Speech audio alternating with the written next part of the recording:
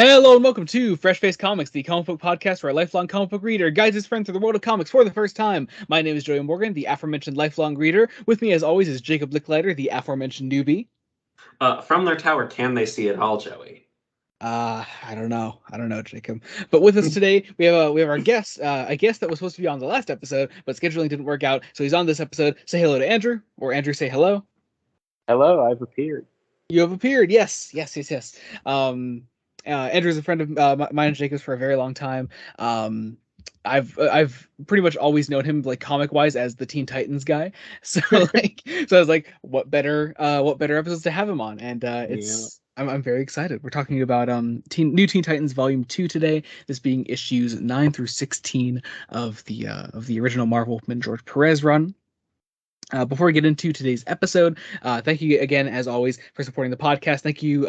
At the time of this coming out, we have not released our third bonus episode yet, but I'm sure it's doing well. I hope. I really, really hope, because Superman the Animated Series is great, and everyone should watch it. But yeah, thank you all so much for supporting the podcast. Teen Titans has been doing really well, so I hope to continue that in this episode. Yes, it's surprising. Yeah. After today's episode, we're going to be going into a new block of stories, which I'll be revealing at the end of the episode. Be sure to stick around for that. And if you can't listen to the spoiler section, just skip to like the last 2 minutes. Or check the description. The link will be down. It'll say our next reading, as I always say. So yeah, there's that. Anything else before we get into it? I think that about covers it. That covers it. That covers it.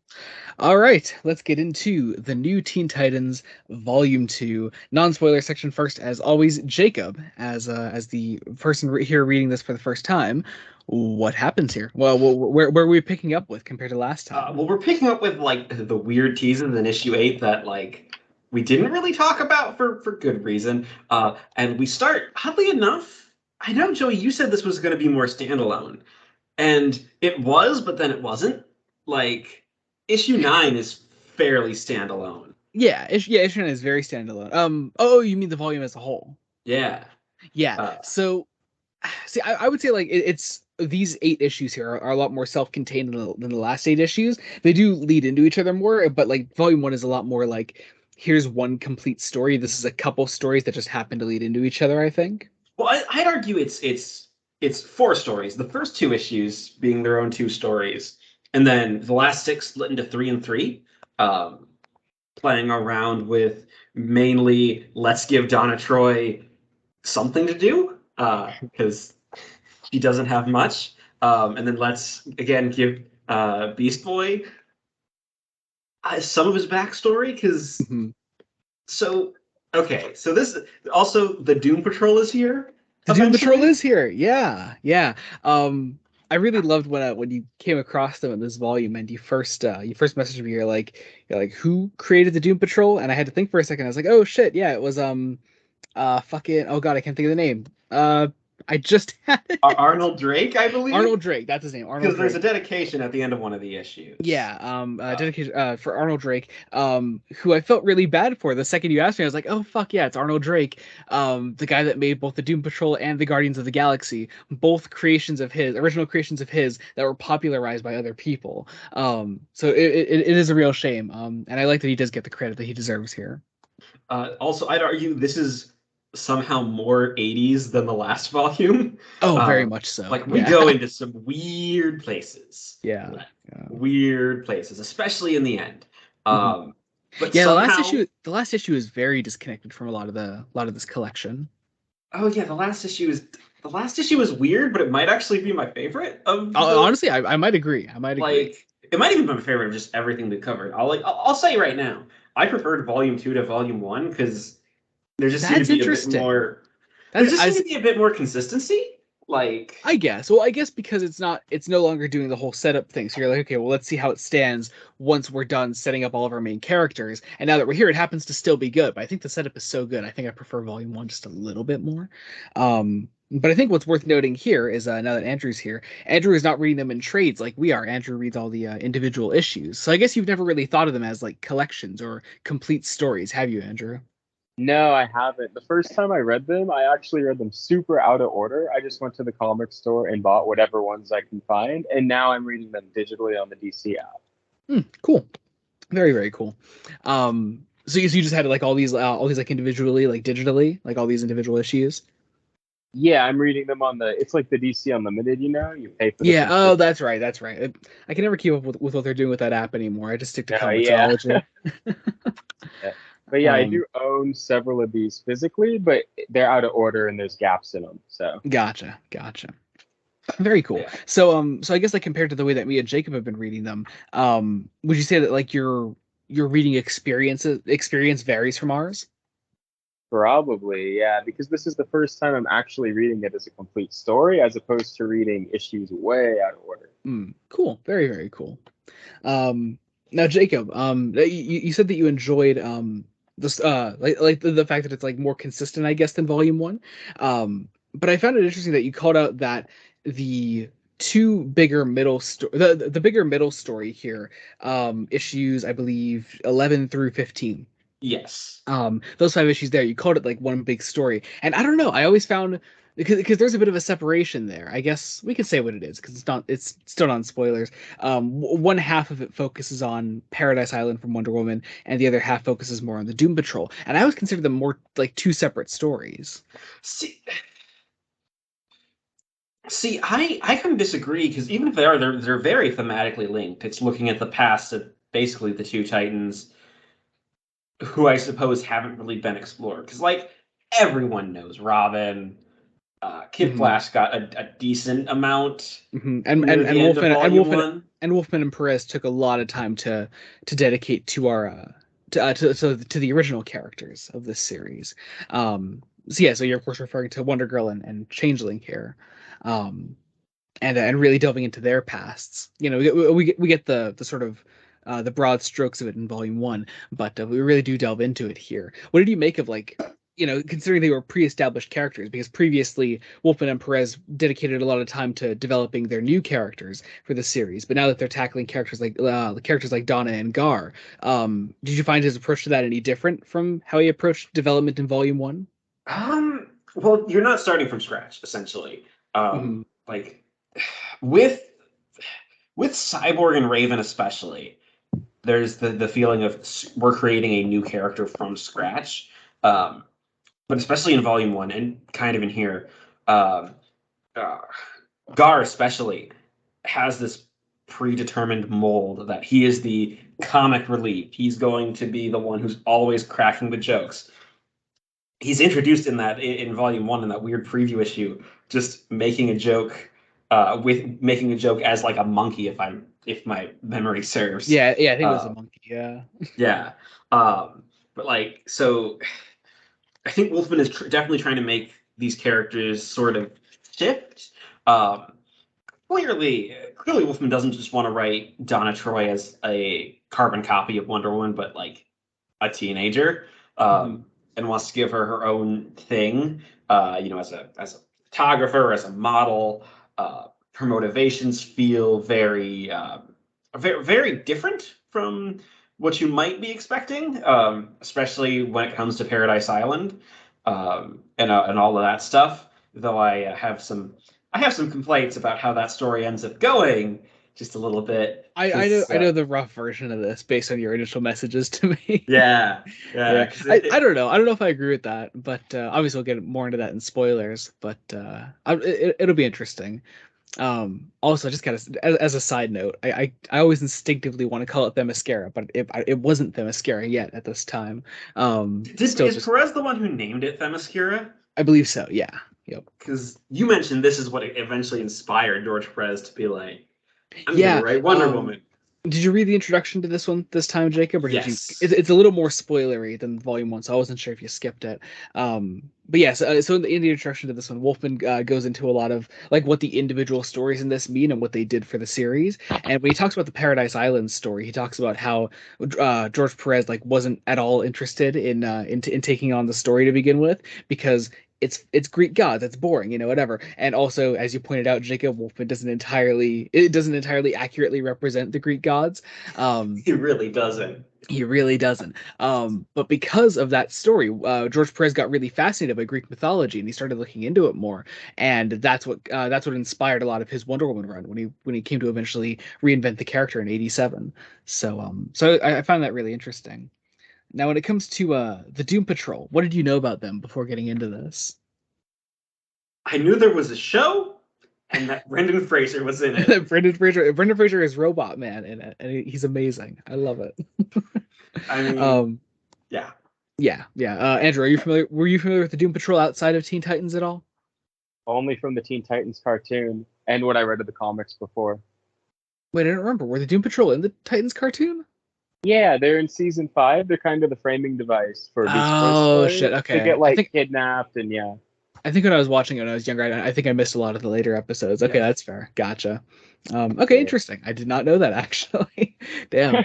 All right then. Now, also as far as Teen Titans things, like getting more of your history on it, Andrew. Right? Obviously, I'm sure you've seen the cartoon, as we just talked about it. And then, have you seen the live action show at all, Titans? I have not. I've seen clips, and I don't enjoy what I've seen. Fair enough. I think we talked about it in the last episode, Jacob, where I said that I'd seen season 1, and that's about it. But season 1's fine. I from what I know, I think season 2 is a lot better from what I've heard, and season 3 is somehow worse. I don't know. That's all I know. From what I've heard of people that I know that have seen it. But yeah. What else? Anything else to cover in non-spoilers here? Oh, let's cover our Twitter questions. I totally forgot Twitter questions. I totally forgot. First off, to cover Jamie's for a second. Jamie submits a question for every episode, and I love it. But it's a very simple one. The cover for this, what does he say? Yellow background on the cover of the issue that the trades cover is from. That's a little weirdly worded. But to answer your question, Jamie, I think what you're saying is that what the original cover looks like? No, it comes from Teen Titans issue 10. And the background of that cover is much different. It has like a big yellow and red target. As if honestly, the way that they implemented that cover on the trades cover isn't the best. Like, I think it gets better once you know what it originally was. It does, but like the coloring is a bit off. Overall, the Volume 1 trade does a much better job of implementing the older elements and giving it that new context. So it also feels like there's just something a bit more spread out, and luckily, like the rest of these trades in this reprint series does, I think, a better job of implementing the older art. I don't know why this one is so weird. Honestly, I'm kind of surprised they went with that cover, since I know why. I know exactly why, because of who appears in that issue. Well, yeah, but also it is. I think it's one of the only covers from this collection that has all 7 Titans on the cover. Oh, that might be it. Because you'd want to display all the other ones. I think the only other one in this collection that has all 7 is the issue 9 one, where they're all strung up, and that's about it. And I don't think that would make it as interesting a cover as this. So yeah. That's a shame. As much as I do love the issue 9 cover, that one's awesome. Yeah. Anyway, our other questions come from Mason at the GD256. His first question says, "Which character in this run has the best arc?" This is a great question to have here because we have Andrew on. Andrew, as non-spoilery as possible, who would you say has the best arc of these original 7?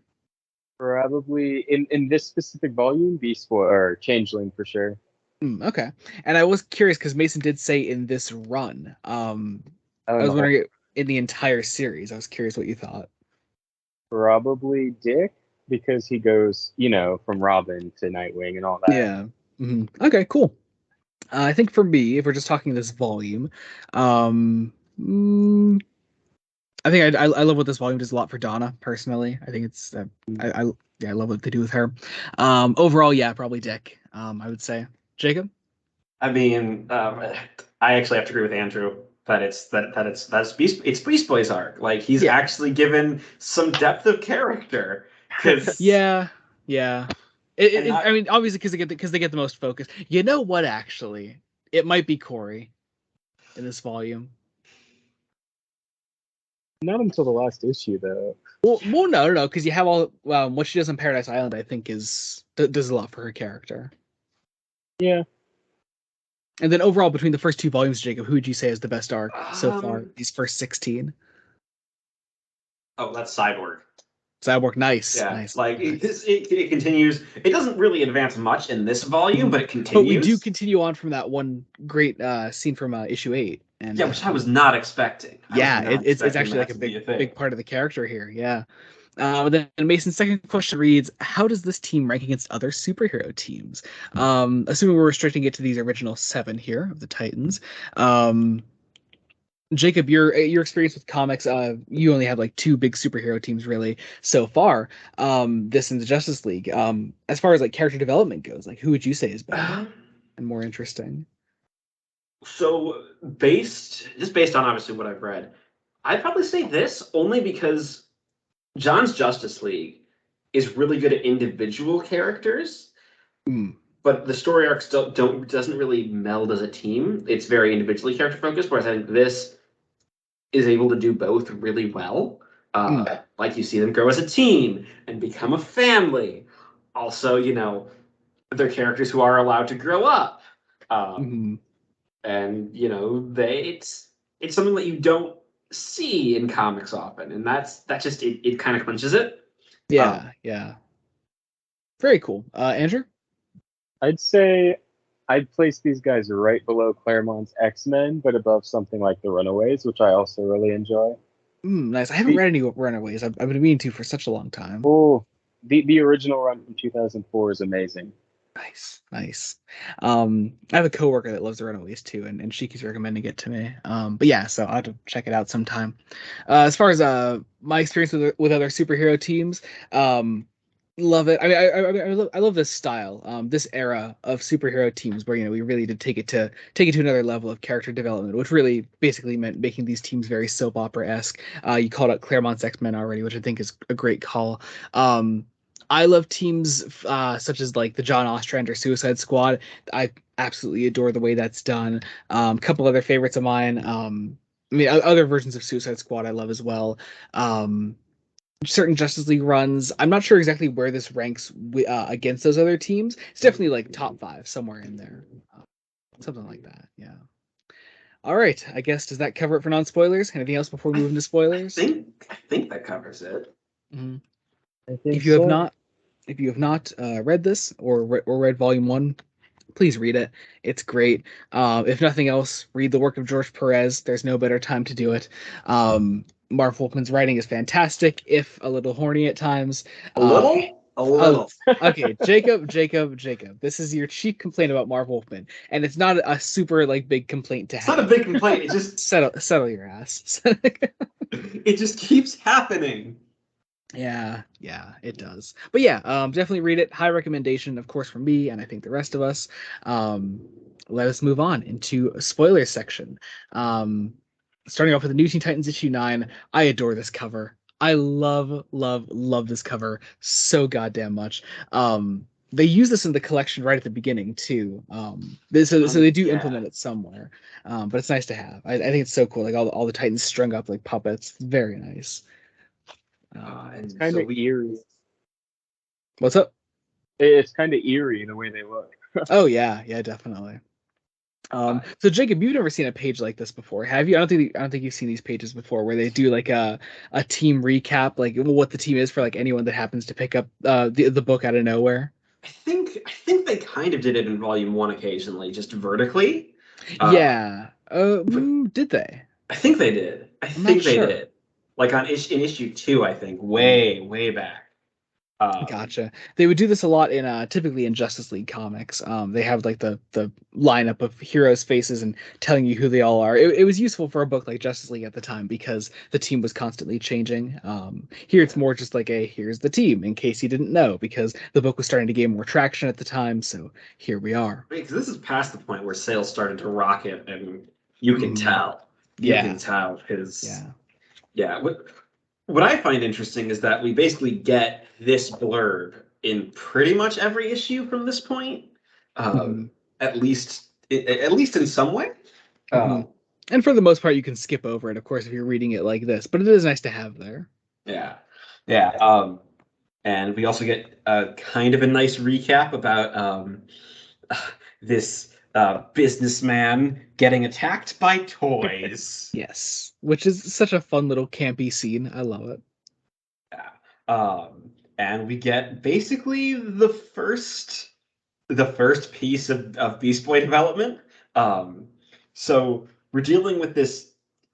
So his parents are what? Or his step parents are just rich, right? Like they own like a company, right, I believe Joey? so. I believe that's the case. Something like that. Yeah, because they like, and they're overseeing this project Prometheum, Mhm. um, and where we really get a decent section just devoted to showing his angst at basically, his stepfather having disappeared, him not wanting to take charge of his dad's company, Mhm. um, and he is attacked by a robot man in a very I love it's something that Perez will do more than once. He'll repeat a panel, but changing it ever so slightly to let the sequence happen. Oh, you're talking Um, about this gorilla bit here, or the yeah, yeah, yeah, it's very cool. Also, just Beast Boy turns into a gorilla, and that's just awesome. Um, he he destroys Little Robot Man. He's checked on in here, and he's like tipped off here, right? yeah. Yeah. Um, Well, he basically said he's basically like, right. They're trying, so someone's trying to kill him mhm. because reasons. Um, I I also like this thing. It's like, of course, in the comics, everyone has an IQ of 175. Yeah. Uh, so you, sir, are a comic book character, and your primary trait is that you're kind of a dumbass. Yeah. So he calls in Robin for some help, Mhm. uh, which I find interesting because so when do they really establish that they know each other's secret identities? They all have to know, right?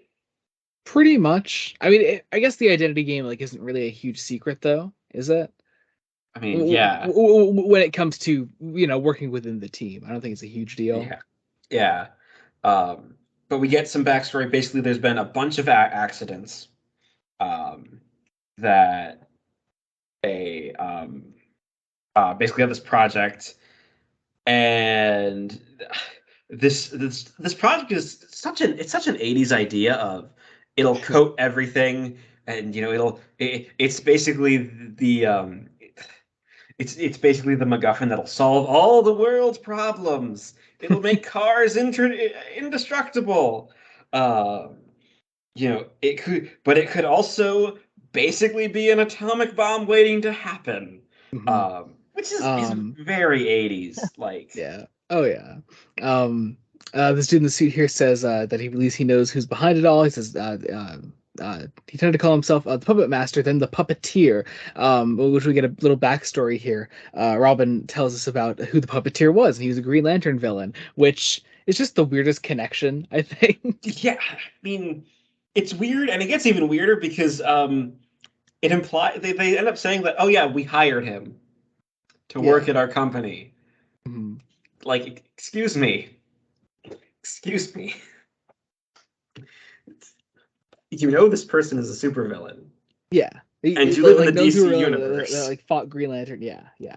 It's it's great. and you still hired him and expected nothing to go wrong. Um, Maybe they thought with the name like the puppeteer, it was like so tame he couldn't do anything. Yeah, that must have been Maybe. it. That must have been it. But yeah, so we move on here. Robin and Chain.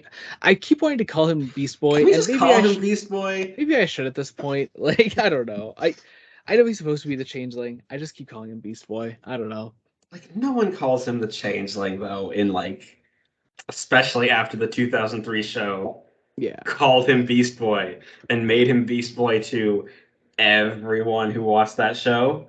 hmm but anyway, they go over to this apartment here, right? Apartment building, some kind of house. They go over here. There's an assassin there waiting for them, who tries to kill them.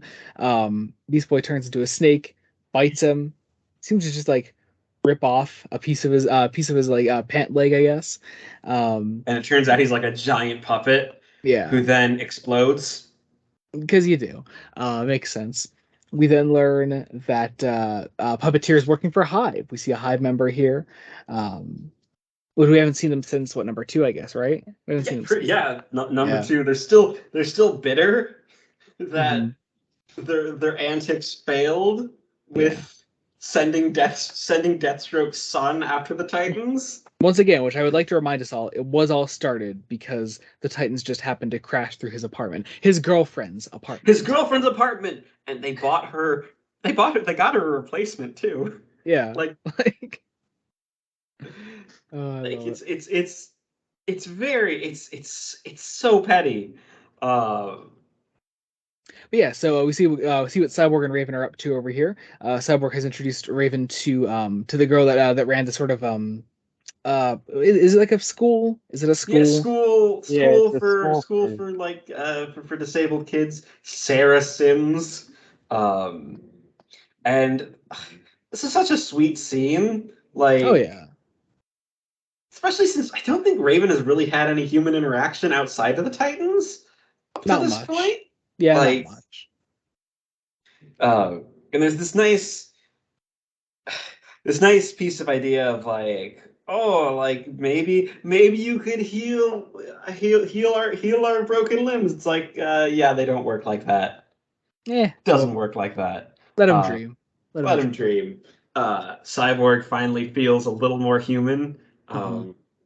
and isn't getting rejected for having a half robot body. Mhm. Uh, It's nice to see. It's nice to see, and we have this nice little moment here between Raven and Cyborg. Then as they walk away, and it's just very nice to like see them develop that way. See their relationship in particular develop. it's And I nice mean, to see. Oh, go ahead, Andrew. oh, I'm sorry. The development between them is nice because in Volume 1, he's like just scared of her, calling her a witch all the time, and now they're like kind of Yeah, bonding. yeah, definitely. Yep. I mean, he still calls her a witch a lot. Like, It's more endearing now. yeah. Yeah. Uh, Which is a cool play on that. The fact that like it was used almost like slur like in the last volume, and here it's just they're friends. It's very cool. They're then being followed by a puppet who's dressed like Batman. I would like to assume that he's dressed like Batmite. I would just like to. But yes, puppet dressed as Batman. I can fucking speak today. Attacks Cyborg, possesses him. He throws a tree. Uh, Raven escapes. Um, what the way Perez draws possessed cyborg reminds me of? what? The Deadites from the Evil Dead. Yes, yeah, with the blank eyes. Oh my god, Yeah, yeah, yeah. yeah, Yeah, I've been talking a lot about Evil Dead lately. I need to rewatch that trilogy. I absolutely love it. yeah. So Uh, good. Anyway, yeah, so Raven goes off to warn everybody about what has happened. She goes to Wally first, tells him about it. He runs away. We then catch up with Corey, who is with Donna's boyfriend from the last volume or last issue, I guess. yes. Trying on a dress, which is very nice. And Raven comes to warn them about. She is becoming a model, Yeah, which is gonna be interesting. yeah. I like this little bit of dialogue here just between them, just because Terry's an interesting character. Because, like, okay, so Donna's clearly not a teenager, right? Like, Mhm. Donna's 19. is she 19? Yeah. I That thought she makes was enough supposed. sense. I thought she was supposed to be 20. Well, it was the Uh, 80s. You're right there, Jake. It's a year off. Come on. It's a year off. Um, I I like how it's at least kind of a sweet relationship, and because this could easily even have been written as really predatory. Yeah. Uh, Well, yeah, and yeah. it, It's not written that way. No. uh, but yeah, Ravens like, hey, there's trouble. So they fly off after some interesting musings on love, which we'll eventually tie that back That we in will. 8 Um, issues. Yeah, Corey and Raven go off. Corey and Donna go off to go help. Meanwhile, the Puppet Master possesses Kid Flash as well, and he also looks like a deadite now. Yeah. Corey and Donna arrive. They are both very swiftly possessed. Basically, this could be described as everyone gets possessed. Everyone gets possessed, and the end. That's the end of the book. That's it. But yeah, Puppet Master is still watching them. They're all possessed. Meanwhile, Robin and Changeling are still looking into this whole Prometheum thing. Raven comes in to warn them about what's going on. Corey bursts in. Everyone bursts in to attack them. Get a nice little action sequence here. Beast Boy turns into an octopus. It's great. It's interesting that the Titans that we're doing a Titans have to fight each other issue. Not long after we've already done Titans Fight Justice League. Yeah. Yeah. But yeah, everyone like I find it interesting that that no one that basically Changeling's the one to break them out of it by basically just yelling at them. Yeah, well, he spins. First off, he spins around really fast, and that breaks the possession. That breaks Wally's possession. Yeah, he spins around really fast. So hard to make his power look cool, but it's impossible. It's I think they're trying to make him distinct from the Flash. Is what they're trying to do. Yeah, but they have the same powers. Well, yeah, Wally, as you said, Wally pretty much yells at them. They're all not possessed anymore. They go after the Puppet Master. He then sends a bunch of puppets after them. Very nice couple drawings here of all these puppets coming after them. Let's see what then. Do we take on the puppets? Another cool action sequence here. The Puppet Master flees, and then the Hive just shoot him. Yeah, or they try to. Well, I mean, they're about to hunt him down. Yeah, but they don't actually. And we don't see him again. Yeah, we're going to kill him, and then you just never see him again. I assume he's dead. Well, you know what? Let me look it up quick. Is he dead? Because the issue ends with the return of Deathstroke the Terminator, having stolen the plans for Project Prometheum, and ready to take out the Titans for killing one of his many children. I do love that every single time Deathstroke shows up in these things, you're just taken aback by it. You're just like, oh shit, did not expect them. It's like, really? He's kind of the big guy. Like, I mean, look, I was already surprised when he showed up in issue 2. I was expecting him later. And here he is, issue 2 of volume 2. Yes. With perhaps a contender for the best cover. Honestly. I don't know if I love it. It's all right. Yeah. I like the colors and the target. It's nice and it's very 80s. Yeah, the colors are very nice. I think honestly, my favorite cover here is probably the issue 9 one. I love that one. I do like how the dialogue on the covers, just as this volume goes on, kind of gets more and more crazy. Yeah. It almost feels like at first they were trying to avoid the trope of the whole like, okay, here's a weird piece of dialogue to get readers interested in our cover, and then they're like trying to avoid that at first, and then they just fed more and more into it. Yeah, there's one later on, probably on the issue. Is it the Beast Boy one? Yes. I think I know what you're thinking of. Yeah. Yeah. But this is Ground Zero. No, this is Prometheum Unbound. Oh, right. Ground Zero is it's just a blurb on the title or on the cover. The title of the story is Prometheum Unbound. See, I mean, both would be good titles. Yeah. But really, just here to say, like, yeah, we're continuing the thing we were doing last time. First off, this Deathstroke is looking at the like profiles of all the Titans here, and Beast Boy is drawn like almost as if the middle of his shirt there is like not white, and it's just part of his body, like it's all green. I didn't even notice. Just everyone listening, if you get a chance, just look up the title page of Prometheum Unbound. It is hilarious because Beast Boy just looks like he's wearing like this really like deep cut like line. It's somehow cut deeper than the disco wing. Yeah, it's deepest of V-necks. I love it. I really, I'm way too amused by that. Yeah. Anyway, moving on. Deathstroke is analyzing the Titans as he does. Let's We see. find out that Marv Wolfman is a fan of the Muppets. Right? Yes, he With is. Dr. I Benson Honeywell and his I assistant Bleecker. I completely forgot about this joke before you mentioned it to me. It's a great piece of dialogue. This guy named Bleecker. Oh no, sorry, no, he's not Bleecker. This guy comes in. Deathstroke says, Mr. Benson Honeywell, my lab chief. You go over to this. Yeah, you go over those Prometheum plans yet, Honeywell? He goes, oh yes, sir, along with my assistant Bleecker. And the guy Honeywell is drawn like the guy the doctor Like from the Bunsen, Muppets. Bunsen That's it, Honeydew. Bunsen. That's it. Couldn't remember the name. Love it.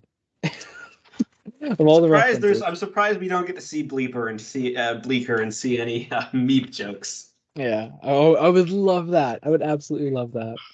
But yeah, let's see. We see what is Uh, actually happening?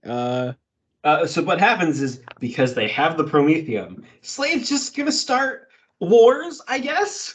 Yeah. Like he attacks some ships, um, and he implies that he's trying to blow up a thermonuclear warhead. Mhm. Which, of course, Slade, if you do that, you're gonna blow up the world. Meanwhile, over at Gar's estate, like it's just there. Oh wow, Gar is proving Slade's profile right with the robe. That is great. Anyway, so yeah, Very, so very chest. yeah, that is. How old is Gar supposed to be? 15-ish? I love it. So Cyborg's here. Let's see. We get a message here, right, from the Doom Patrol. Or no, we don't not a message yet. The message comes later. We get the backstory. Yes, because Cyborg sees the photo on the wall of the Doom Patrol, and we get their whole backstory here. So you didn't know anything about these guys before this happened? No, Okay. no. All I knew was that there was a TV show and a robot character played by Brendan Fraser. Well, and the wheelchair character played by Timothy Dalton. I didn't know that. Played by Timothy fucking Dalton. Yeah, and Michelle Gomez is in it. I have to watch this show. Yeah. The cast is insane. It's great. Yeah. I love the way the flashbacks are done with just Gar's head at various angles. Yeah, right. You also see Baby Gar. Yeah, with him wearing like a bat cowl like thing. A bat cowl. Him originally not green. I'm glad they gave us an explanation for why Garfield Logan is a green man. Because it's not the weirdest explanation for why a character becomes green. Mm-hmm. But now, it is up one thing there. I'm not sure about, maybe Andrew could help us here, is was all this pre-established like in the Arnold Drake stuff at all, or was this all new that like Marv Wolfman made up? Do we know I'm at all? not sure. I think Beast Boy's main origin is that like his parents were researchers, and then he's bit by a rare snake or something, so they have to find a rare green monkey and put its genes in him. Mm-hmm. Yeah, I don't know. Hmm. That's just the origin I know for him. Gotcha. Yeah, so Doom Patrol backstory here. There we go. Here's the message. I was jumping ahead. So Robot Man calls in, talks to Beast Boy, says, "Hey Greenie, what's cooking?" I don't know. I think the fact that you don't know what Brendan Fraser sounds like in the show makes this even better. What voice are you imagining, Jacob? I am imagining Brendan Fraser. just regular Brendan Fraser, yes. like no voice modifiers, just Brendan Fraser. Yeah, I'm just imagining Brendan Fraser. Who wouldn't imagine just Brendan Fraser as a robot? Yeah, that makes sense. But yeah, we're looking for Steve Dayton, who is who's like searching for the killers of the Doom Patrol. The Doom Patrol has gone missing or is presumably dead. Which is going to become a thing. Also, this is the first time we really get Beast Boy Cyborg interacting as like close friends, right? Like, pretty much. I think there might have been a little bit. Well, no, there was that one really good scene from I think issue 6. Yeah, this is like them not on the call, just being friends and hanging out. Yeah. Yeah. Yeah. Yeah. Meanwhile, we meet Sarah Sims again, who is kidnapped, and By a mysterious orange hand. Who could it be? who could it be? Oh no. It's not like they've already, told who the villain is of this issue. Yeah. Uh, Meanwhile, more wars are being started apparently. in the And Middle East, which yeah, okay, Jacob just let it yeah. go. Just Also Russia. yeah. Korea and Libya. I think these might also all be references to like Rocky and Bullwinkle, maybe. Are they? I feel like Wolfman might be referencing some stuff in this issue. Huh. Well, maybe. Uh, Um, Meanwhile, Starfire's just flying through the sky, as you do. She's flying around. Deathstroke goes to attack her. There's a really, really great fight scene. I adore this fight. It's done so well. it is a good fight. Also, one of our we haven't had many like actual one-on-one fights in this. It's been like big team battles up to this point. Yeah, which Yeah. is really interesting. Also, is this the first time we get reference to Blackfire, or did they reference her in Volume 1? I don't No. think they I'm do. pretty sure this is the first reference to her. Yeah. 'Cause And they- now Jacob, of course, I guess knows who that is because of the show. Yeah. I know it's her evil sister. She's 'Cause- very different in the comic, though. I mean, I expect, considering how much the show does differ from the comic, because Yeah, the show, while fantastic, is very much like not quite the comic accurate thing people imagine it is. Oh, yeah. it simultaneously is and isn't. It's very much like, let's take a lot of the ideas and what worked from the comic, but present it in a more younger kid friendly way. Like, Which is weird because this book was definitely marketing itself to kids at the time.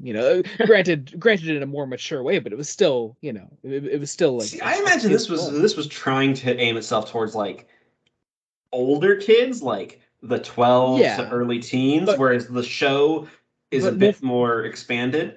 Yeah, but Wolfman doesn't alienate a younger audience though either. No, he doesn't, and he also doesn't talk down to the audience. Yeah, exactly. It's for kids in the same way that like Batman the Animated Series is for kids. It's like that's who's likely to be watching / reading this. But come on, don't treat them like idiots. And of course, adapting something to television in the very early 2000s when you had a lot of censorship that like rose up near the end of the 90s, like. Because you can tell with the way Batman the Animated Series became New Batman Adventures, and then how Superman went and Justice League, just how TV changed over time, which made these changes. Yeah. So okay, back on this fight. Let's be real. Deathstroke, master assassin that he is, gets his ass handed to him. He does. Yeah, he really does. Like he throws a grenade up in the air and sends some like building crashing down for Starfire to stop so he could escape, and like. He would have died. Like, I mean, yeah. Cora even calls out like, "You're still alive? Impossible!" Because she's killed people before in Volume 1. And she has no problem with it at this point. He keeps calling her babe too. Yeah, he does. That doesn't bode well for the future for him. Do I want to know? You'll find out. We'll get there. But yeah, what is fascinating is the fight ends with her going just to save a bunch of people from the crashing building, which I think is something she may not have necessarily done with her introduction. If this fight had happened when Deathstroke was first introduced, then no way. But at this point, Starfire has like, begun her proper character arc, and she's actively saving people now. It's very cool. Very cool to see. It's very cool. Yeah. Deathstroke speaks to his superiors at Hive. I don't even say her superiors. He's just because he doesn't work for them. They just keep calling him. I think they both believe they're the other superior. Yes. And neither of them is right, really. But yeah, so he then goes to what is it? Auction off like these plans or something. Yeah, the plans for this Prometheum. Remember, the thing that's going to blow up the world. And there's a Titans meeting. Yeah. Titans meeting and a T-shaped table because of course it is. Everything is shaped like a T. Even the plane is shaped like a T. Okay, in its defense, it's a rocket plane. What else is it going to be shaped like? I guess, but I'm just saying, like it's not exactly helping the Titans' case here. Everything is a T. Everything is a T. Cyborg finds out that Even Deathstroke is a T. He's the Terminator right now. Oh yeah. Yeah. God damn it. Yeah, so anyway, we have that. Yeah, they have a meeting here. Cyborg gives Deathstroke, them that's right. Deathstroke sends a message to them. through like the thing he shot Corey with. I guess. Like yeah, it's like he. Yeah, there's like a little chip on her neck. Yeah. But yeah, sends a message, says that he has Sarah kidnapped, and Vic, I think, rightfully freaks out. Yeah. And it's like I'll kill him. So they go off to fight. You know, Beast Boy is like, oh, it's just like what happened with the Doom Patrol, which I don't think Deathstroke had anything to do with the death of the Doom Patrol, did he? I don't think it's implied. No, it didn't imply that. It's just like more like, you know what? I don't think that comparison is apt, Beast Boy. I really don't. I think Beast Boy is just being angsty because I think he's more like referring to people coming after the team personally, maybe. That's like the only thing I can think of. Yeah. So they fly off to the Grand Canyon. Yeah. I love the tension in this scene. Like, oh yeah, it's so good. Deathstroke with the knife to Sarah's neck. He's ready to kill her. He does just kind of let her go though. Robin's like, we're here. Obviously, we agree. Let her go. And he's like, yeah, sure, whatever. And he just lets her go. Yeah. And meanwhile, over at Hive, they're annoyed because Deathstroke promised them a demonstration, and so has them all tied up because he let Sarah go, and they plane Sarah back to New York, and he drops a bomb on the Teen Titans, as you do, like in the Grand Canyon. Yeah, as you do. It happens. Just a bit of overkill. Yeah. A bit of overkill. Then the Hive kills everyone else at this auction. Again, this is terrorism on a massive scale, which is very fitting for 1981. Oh yeah, because especially since this would be right after Iran Contra, and this is like right after Ronald Reagan took the presidency. And he does just straight up kill these Hive members here. Like, oh no, no, the Hive kills. These are everyone who wants to buy the Prometheum plans. Well, but they're the two Hive guys in the robes here, and he kills them. Oh right, he just shoots them. Yeah. And I love his reaction to the Titans being alive. Really, it's like, I really should be surprised, shouldn't I? Really should shout, the Titans are alive, but how? Only somehow I'm not shocked. How'd you do it, buddies? I love it. Oh, so good. And it is kind of clever. It is kind of clever. It's a very. I like the way that I like the way that Wally gets involved. Yeah, the tornado arms are a dumb thing, but like, it's kind of cool dumb. Cool dumb. That I think that's Kid Flash in a nutshell. Cool dumb. Pretty much. Cool dumb. Yes. A very cool way that they take out the bomb here. They fight their way out. Deathstroke goes one-on-one with Beast Boy, who takes on 4 different animal forms throughout this fight. Yeah. He's like a hawk or a vulture at first, turns into like some kind of leopard. Turns into a leopard, then a snake, then a gorilla again. He really likes that gorilla. There's a toad for a second too. It's 5 animals. It's 5 animals. I mean, he's got to hop somehow. He's a toad for 2 panels. He can he's a toad for like 2 panels. Anyway, so he fights Deathstroke. And he gets shot. He does get shot. Badly. I love the way that Perez draws that. When he's shot and how scared Raven gets because of it. Like, oh, I love it. So good. That's a great. This last page is just honestly perfect. Oh yeah, it's a great cliffhanger for the issue. The Garfield Logan, the Changeling, he's dead. Because we're just gonna kill off a major character. Well, I mean, I suppose it wasn't out of the realm of possibility at the time. Yeah, but like this is pre-Death in the Family. This is we've killed Jason Todd by telephone pole. Yeah, but this is also Marv Wolfman. Like without Marv Wolfman, they wouldn't have killed Jason Todd. I mean, that's true. Yeah, That's true. Marv Wolfman's courage and to kill off major characters is is part of the reason why we have so many major character deaths nowadays. Well, I mean, what's interesting is also like at this point, comics wouldn't have had the reputation for like, oh, they're dead, they'll be back in like 2 issues. Yeah, right? exactly. Yeah, like for the most part, when characters died, they were gone. People die if they are killed, essentially. So issue 11. Issue 11. So did you? I think did I tell you ahead of time that there was a Paradise Island story in here? Yes. Okay. You told me this was what you also told me this was what inspired Perez's Wonder Woman. Yeah, the Perez's Wonder Woman. Yeah. Yeah. So the cover, first off, right away gives away that we're not going to be working with the whole team here in this issue. Yeah, weird that we have the floating heads of Robin, Cyborg, and Kid Flash. I guess to say that this issue is about the others, and they're kind of there for a few pages. I mean, yeah. Andrew, you don't like the cover? No. Really? It's too busy, like the floating heads with all the action going on.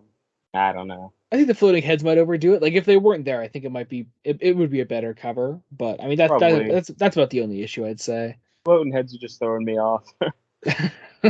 Looks like dimensions in time. Yeah. It fucking does, doesn't it?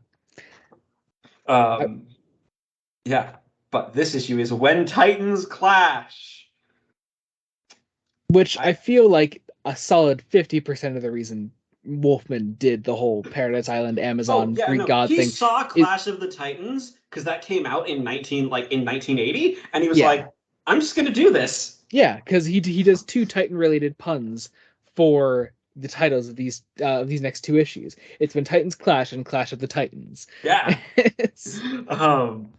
Yeah. Which okay. So we start with some nice backstory on here's what Paradise Island is. I didn't realize like the whole idea that the powers of the Amazons, at least in this version of continuity, don't work if man touches Paradise Island. Like yeah, it's that's interesting. Yeah, it's an idea that has definitely gone away, and hasn't been touched much since. But I mean, sorry, go ahead. It seems a bit impractical.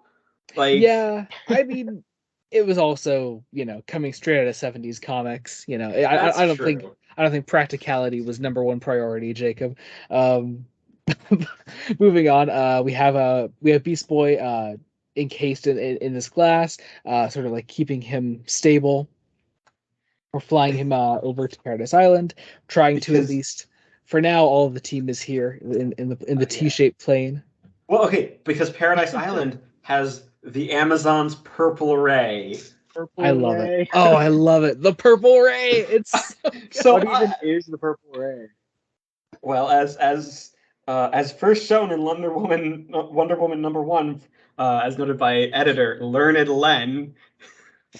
Okay, that's a fucking Stan Lee thing right there. Yeah, that's a Stan Lee thing right there. I mean, I appreciate the alliteration. Yeah, it doesn't work as well. Jacob, I'm telling you right now, we're gonna do 60s Spider-Man someday, and you're gonna want to kill yourself when you see all that. Like it is everywhere. I look forward to it because I don't dislike it. I like that it's like, yeah, this was in Wonder Woman #1. Like, cool. Now I know if I want to understand what the purple ray is and where it came from, I have to track down Wonder Woman #1. An issue that at the time you probably couldn't buy anymore. Oh yeah, probably. Yeah. Moving on. We go here to land. We go to land on Paradise Island. Or not land, actually. We can't land. Raven, Wonder Girl, Starfire take Beast Boy down to the surface of the island. In the tube. In the tube. Again, shirtless Beast Boy with a very hairy chest. Very hairy chest. Then I think they wrap him in like what looks like a funeral shroud. Yeah, almost. Uh, Um, we meet Wonder yeah, Girl's mother, yes. Who uh, says hola? who says, "Yeah, Who says, who's- like, yeah." Okay.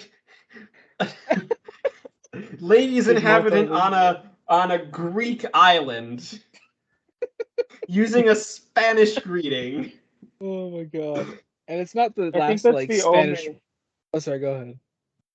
I was just gonna say it's like the only non-English way to say hello Wolfman knows. So he's like, I'll throw that in there.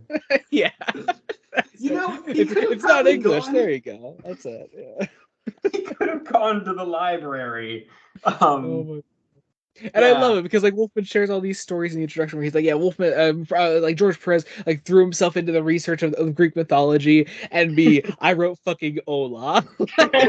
Hola, daughter. Also, well, you have an Amazon called Paula. Yeah, that was the other thing you pointed out to me, that there was a Paula. Who is the Amazon's greatest scientist. I fucking love it. Like this line, That's mother, so is good. Paula ready for us? Like, okay. Okay, Mark. Oh, I love it. I fucking Also, love it's it. implied that Paula's German. We're gonna let What? that go. All right. So the guys fly away. Kid Flash, Cyborg, and Robin fly away. Meanwhile, underneath Paradise Island, Hyperion lives. Hyperion awakens and whatever. He wakes up Um, with these green demon-looking things. I don't know. I don't know what they're supposed to be, and I'm a Greek mythology nerd. Yeah, Like, yeah. I- This is he also Wolfman keeps calling the Titans gods. I'm like, Marv, Yeah. it's all good. Just let it Marv, go. Just the let it pun is go. the Titans.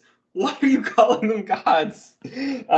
Also, again, he's using the Greek name of Uranus. I think he just wants people to say Uranus in the way that most people say Uranus, that I refuse to say Say because it, I Jacob. am mature. Say it, Jacob. Uh, Uranus. exactly. Jacob, I want you to say it. I'm not gonna say it. I'm not Say saying it. it. Oh, we're I'm not not moving on until you saying say it. We are not moving. This will be the longest episode ever because you won't fucking say it. it. Fine. Fine. I'll say it.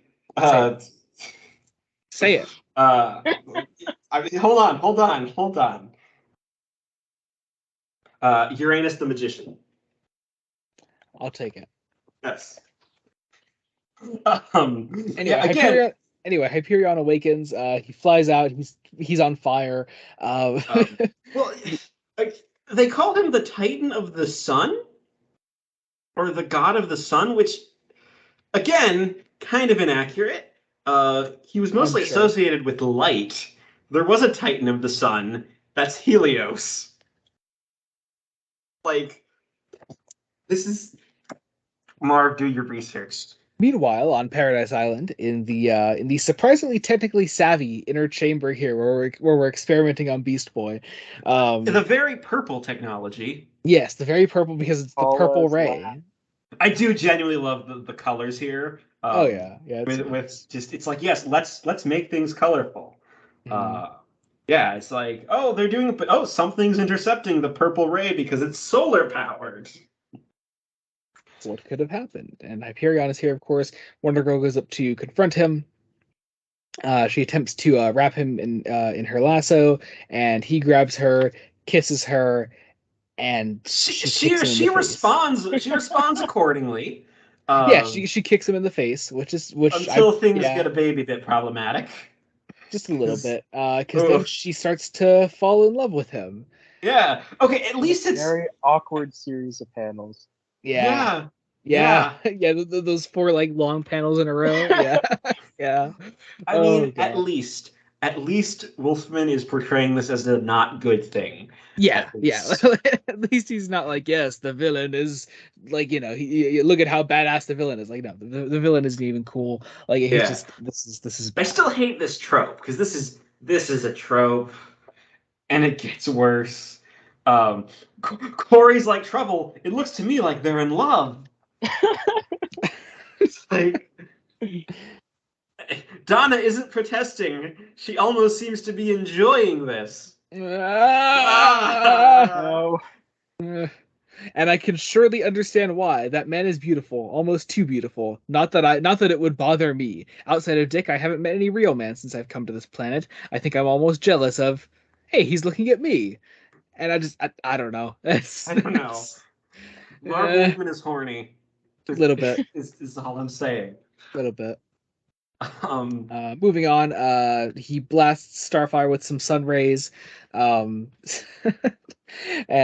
she's sent down into the water. Hyperion takes Wonder Girl away, and we go back to this sort of inner chamber here, where what is happening to Raven? What the hell? I don't know. Like the implication is that Hyperion's doing it somehow with the sun. No, I think it's when those demon things woke up. I think their powers affecting her or whatever. Is it the Oh, sun? okay, that would make sense. Well, it's because we go back to Tartarus. Any issues with Tartarus, Jacob? No, I mean I don't like how I'm represented in this comic. I'm sorry. I love it. I love it. This is great. For Um, once, you don't have to explain it because people listening to this should have listened to last episode. yes.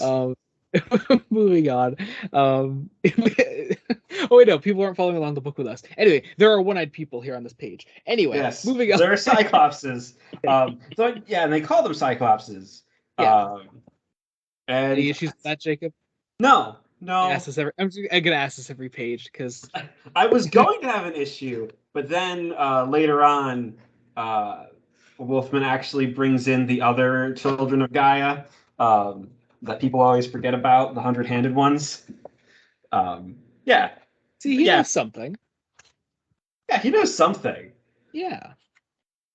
I don't know if necessarily the names on the Cyclopses are correct, but I can't say that, for sure.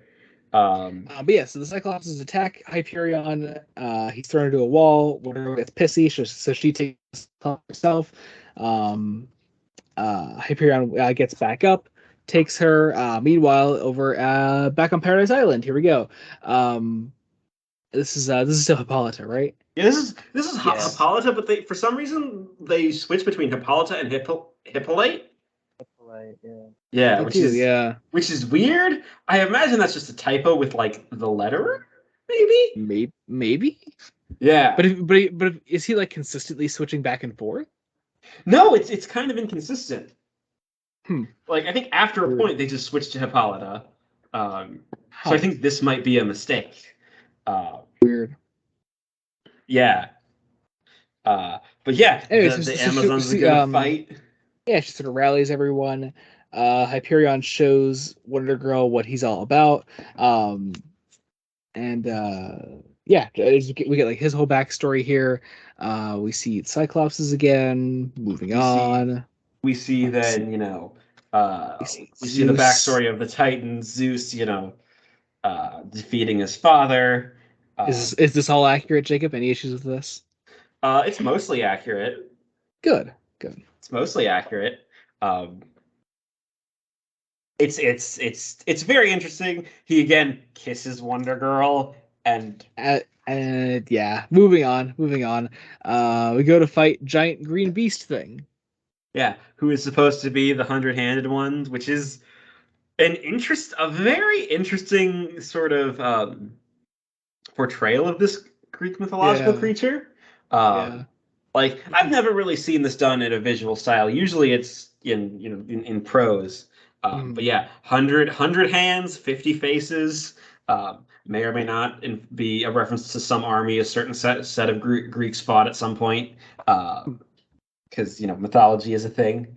Cool. It's good action. It's really good action. Oh yeah, definitely. And just honestly, I love the focus on Starfire and Raven here. Yeah. Like Starfire specifically, like Corey really gets to shine here. Well, I mean, going back to the trilogy idea of characters, right? Like, this is one where you basically see the two extreme ends, where Donna's supposed to be the mediator, because you take her out of the equation. So it's two extremes working together, with Yeah. Raven being kind of the pacifist and Corey being the I'm just going to shoot stuff. Mhm. Um, Yeah, it's great. Yeah. It's really great. We got another great action sequence here. Taking them down. We see who are these? I forget. These are all the Titans. Yeah. All of them. The 12 of them, yes, I believe they're accurate. I think. Uh, I don't know if Nemesis is a Titan or a Muse, because I thought she was supposed to be a Muse, but I could be wrong.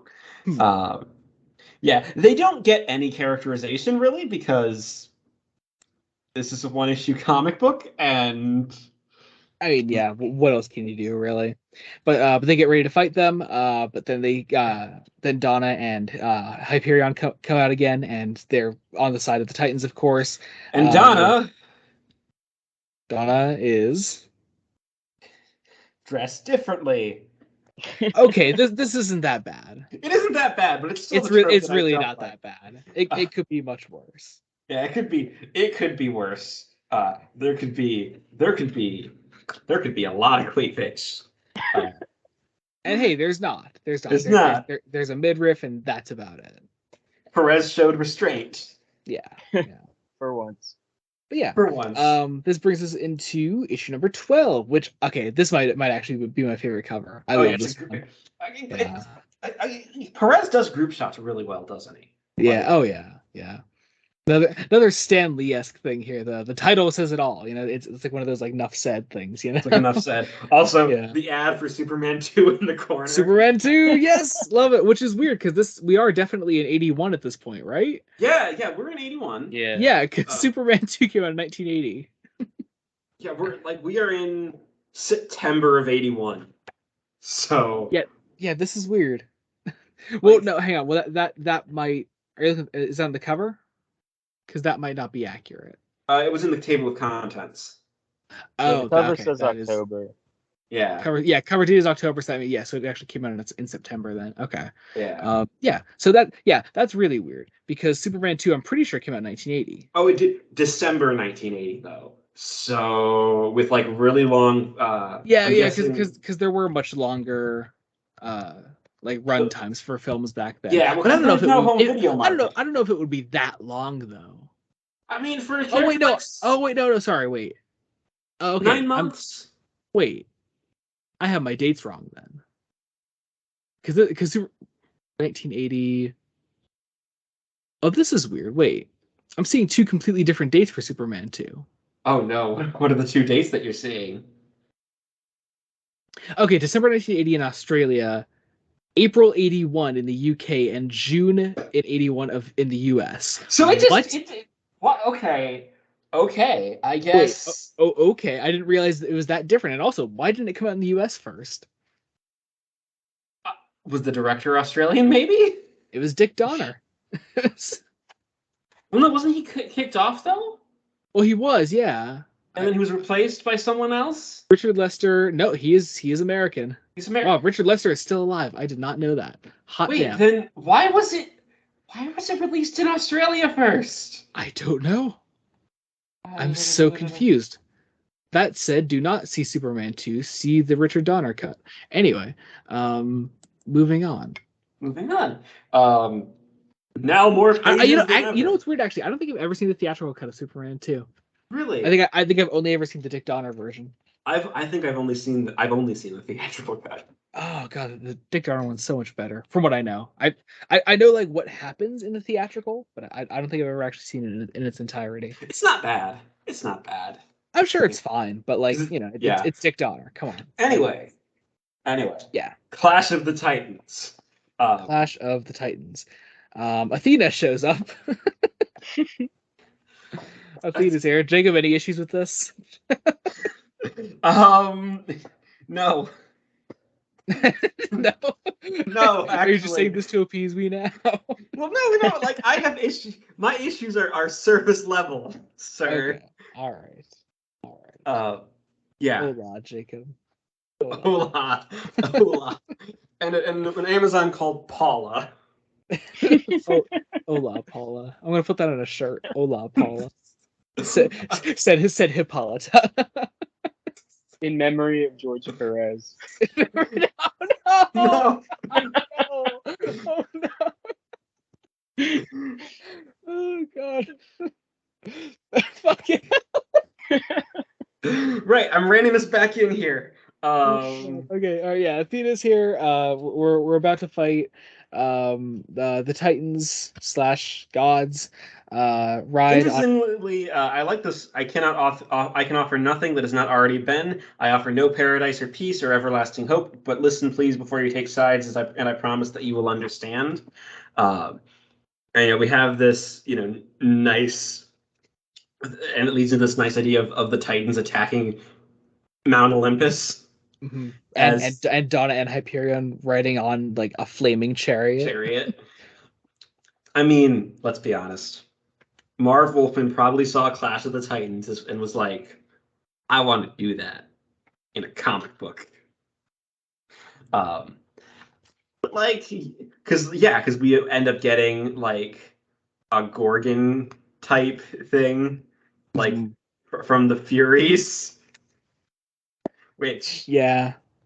again I don't think, because so they attack Mount Olympus. I like that they gave Kronos like the sickle that he's supposed to have, but it looks Mhm. kind of tiny. Yeah. You know it should be like this massive battle axe type thing. Yeah. Yeah. Meanwhile, over here, this is supposed to be Zeus here, right? Yeah. Yes. He's drawn like Brian Blessed, isn't he? Like Oh yeah. he looks like Brian Blessed. I mean, yeah. Yeah. I mean, as he should. Yeah, yeah. Brian Blessed is Zeus after all. Yes. Yeah. Uh, Meanwhile, with the Titans, now this is. Can you guys hear that outside? no. No, okay. Well, I didn't realize the noise suppression worked that well. Anyway, back with the Titans here and Hyperion. We meet. Okay, Jacob. I'm not even gonna try to guess what this is. What is this thing? What thing? The death-looking thing with the snakes. Okay. So it's supposed to be the Furies Oh, the snakes are the Furies, and the death-looking thing.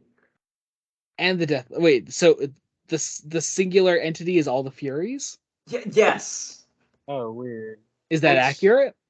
Or Joey, you've read The Sandman. No. okay, okay, yeah, I've read the Sandman, but I don't know like actual Greek mythology. Yeah, no, Like, that's the kindly ones, the Furies. They're the same thing. okay. They're three sisters. I didn't Jacob. I don't know Greek mythology like you do. I don't know if Neil Gaiman was being fucking accurate when he wrote that. Like, No, Neil was being fairly accurate. okay, well, thank you. I don't know. I think Wolfman just saw Clash of the Titans and wanted to include a snake creature somehow. Then just do Medusa. Yeah, no, like it wouldn't. But it's almost like he wanted to be accurate because, like, why would Medusa be on Mount Olympus? She should be dead. So he just did it. So instead of doing one completely inaccurate thing, he did another completely inaccurate thing. Yeah, and somehow Gotcha. made it less accurate because, like, the Furies are also like generally supposed to be female. Well, I mean, hey, who's to say that the little dragon snake things aren't female? I mean, I suppose. Yeah, I don't get it. I don't get it. I do not get it. The art's nice. Yeah, the art is very Perez nice. Like I Perez is having a I love the ball. image. Like the image is awesome. And then from this, like when Zeus enters, like we get this massive 2-page spread that looks fantastic. I think this is like the first 2-page spread that we've really gotten in Yeah, in this either whole of these run. volumes. Yep. Yeah. We get a call out for all the gods here. We have Artemis, we have Hermes, Wait, Boreas. why is Artemis in red? I don't know. We have Ares. And this is especially interesting considering what Perez did with a lot of these gods when he actually did Wonder Woman. Yeah, I want to read that because that sounds like I mean, it would be really interesting. there will most likely be an opportunity to eventually. Eventually, in Eventually. the future. In the future, potentially near or distant. Yes. But yeah, very nice 2-page spread here. Perez absolutely kills this. And then just a great action sequence that I absolutely love. Yeah, Looks it's really, really nice. It's great. What I find what I find interesting is that the Teen Titans themselves don't actually do much in a lot of this action sequence. Like Donna's there, but she's possessed. Mhm. And then like the action happens, and you think the Titans are going to win, because Hyperion celebrates, and then finally, because okay, so this is a longer issue too, right? Like this is a couple It's pages like long. 27 pages, I think. Yeah, 27. Or no, 20. Yeah, 27. Which is interesting because like the cover of this issue says, now more pages than ever. Probably other smaller stories included, and Ads. maybe ads. Yeah. Well, ads typically don't count towards the page count. Page count? So it says more pages than ever. It really is just like a 2 or 3 page increase. It is 2 pages. So it's it's more common than you think. Yeah, but Raven and Starfire are with the Amazons. I like how interesting the Amazons' armor looks. Oh yeah, it's very cool. It's a very interesting design. Almost looks kind of like Viking, but not at all like Vikings. Like Yeah. Well, so that there's not another weird another culture thrown into this for Wolfman to inaccurately portray. Inaccurately portray. I don't think so. Yeah. At least not yet. Yeah, no, I think they were to like invoke that style of armor, but it's not Viking at all. It's not that, no. But yeah, so moving on here, what is it? So Donna like starts to like break free from the mind control then a little bit. Yeah. Or at least because she realized, like, because it was never like, oh, it made her evil. Like, she would still trust her friends. Yeah, she's just in love with Hyperion. For some reason. Because mind control. Yeah. And we basically, I like that, like, Athena kind of uses an illusion to help break that mind control.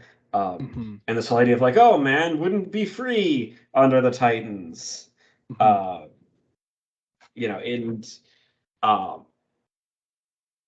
It's like this, and it's like, oh, recreating the Golden Age would kill everyone because that's how Golden Age people trying to bring about Golden Ages usually happen.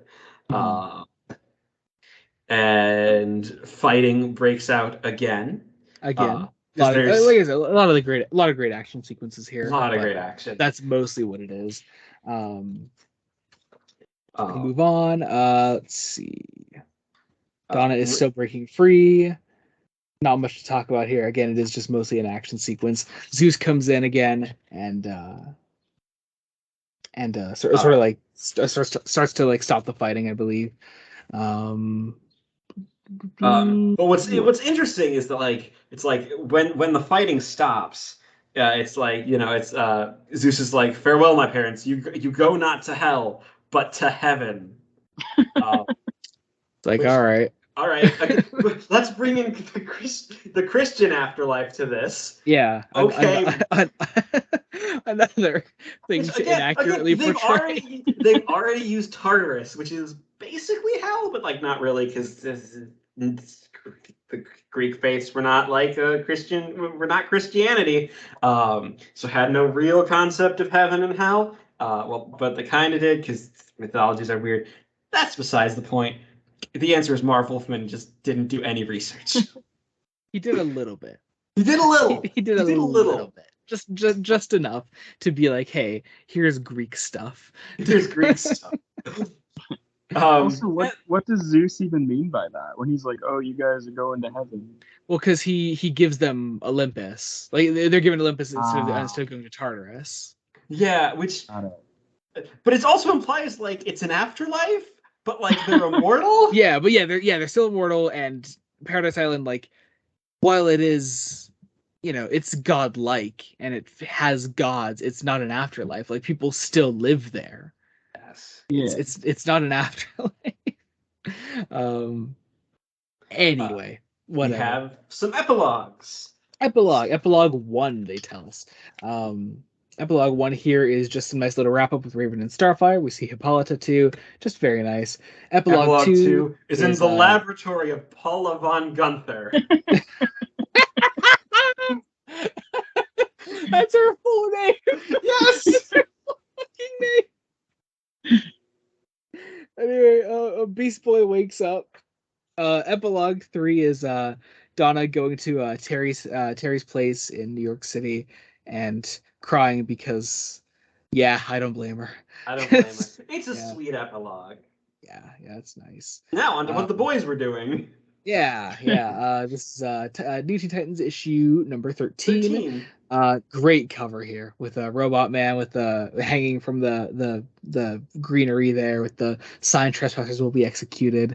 I will say I had no idea like where the rest of this was taking place. Like the cover makes you think like the jungles of the Amazon. Yeah.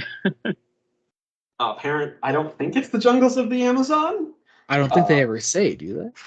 No. Well, they eventually give a name as like this fake country. Of course they do. But oh wait, no, they do say we're in Uganda. The fake country comes later in a different issue. Gotcha. Yeah. So this is Africa. Yeah. Apparently. The Amazonian jungles of Africa. Yeah. But yeah, we open the issue with Donna Troy trying to cope by beating people up, which is like interesting that she's lashing out and she's isolating herself. It's kind of a shame that it doesn't last that long. I mean, just because she stopped violently attacking people doesn't mean that she's not still feeling that way. Yeah, we don't get as much from her in the rest of this volume. Yeah, which is kind of a shame. But yeah, she and Terry go out to lunch, and it's kind of sweet. Yeah, back on Paradise Island. Okay, I think Beast Boy's definitely naked here, right? Oh yeah, he's naked. Yeah, and very hairy. Very hairy. Okay. Marv Wolfman is horny. For Beast Boy? Jacob, I don't think you realize what you said there. I think that's just your go-to when you're criticizing New Teen Titans is that Marv Wolfman is horny. Yeah, but look, there's just a lot of there's way too much nudity in this book. Jacob. Okay, anyway, onto my favorite part of this issue. Corey just joins a fucking gladiator ring here. Also, they're fighting on kangaroos. Yes. It's great. It's so in character for her, though. Yeah. Oh, yeah. So good. It's almost like these that I love just because they give so much insight into the characters. Yeah. It's just a cool little moment. I like it. She wins the tournament though, right? Like, yeah. Oh yeah. She's victorious. Look at her. Love it. But yeah. So she kicks everyone's asses. She's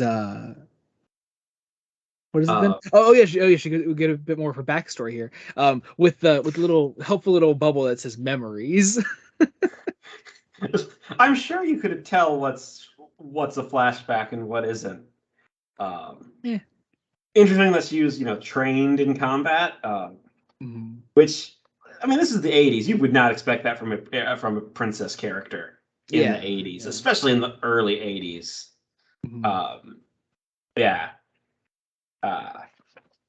But yeah, and then off in the laboratory of again Paula's laboratory, the laboratory just explodes. Yeah, and we cut to Uganda. Yes, we're here in Uganda. We have Kid Flash, Robin, and Cyborg here. Who it's just nice to see after so long. Weird that it's Uganda. Like that's a weird. It's weird to just do Uganda and then make it almost like an Amazonian jungle. Yeah. But yeah, they come across what the cover is. It's Robot Man strung up, having a sign around him that says "Warning: Trespassers will be executed." The issue here is fantastic. What's up? I love the inking on this page on the panel with Oh yeah, robot. yeah, yeah. It's so good. Some great use of shadows. Yeah. Again, jungle art is honestly kind of hard to do because it's a lot of green. Like, Mhm. But it's Perez makes it work. yeah. Well, because a lot of it could just be way too. I don't want to say too green, but too blurry almost. Like, Yeah. not trying to make the background look interesting, and Perez is definitely trying to Yeah. make But things Perez look. does like all these little details in there, and it feels very alive. Yeah. Yeah. Uh, But yeah, so they get Robot Man down. He comes to eventually, because and Cyborg can mess with his circuitry, which is again an interesting bit of development for Cyborg, because there's very much a lot of Cyborg learning how to fix himself, because who else would fix him? Like mhm. who has the cybernetic knowledge now that his dad is dead? Yeah, yeah, such a cool idea. But yeah, so we move on with that. Robot Man is awake now. Meanwhile, back on Paradise Island, Beast Boy kind of goes insane and turns into a dinosaur. He turns into the Loch Ness. I don't think they want to call it the Loch Ness They monster. call it a Brachiosaurus, but it's the Loch Ness monster. Yeah, like Perez just drew the Loch Ness monster. Like that's it. And poor Paula's laboratory is gone now. Yeah. It is. Oh no. Does that also no. mean the purple ray is gone? No, not the purple ray. Yeah, but Can you guys hear that? What? No, okay, good. Wow, I'm surprised because there's a car alarm going on outside and it's loud as shit. Anyway. I can moving only hear it when you talk, almost, just barely. Oh, okay, gotcha. All right, anyway. Oh yeah, so Beast Boy turns into Nessie and attacks the Amazons.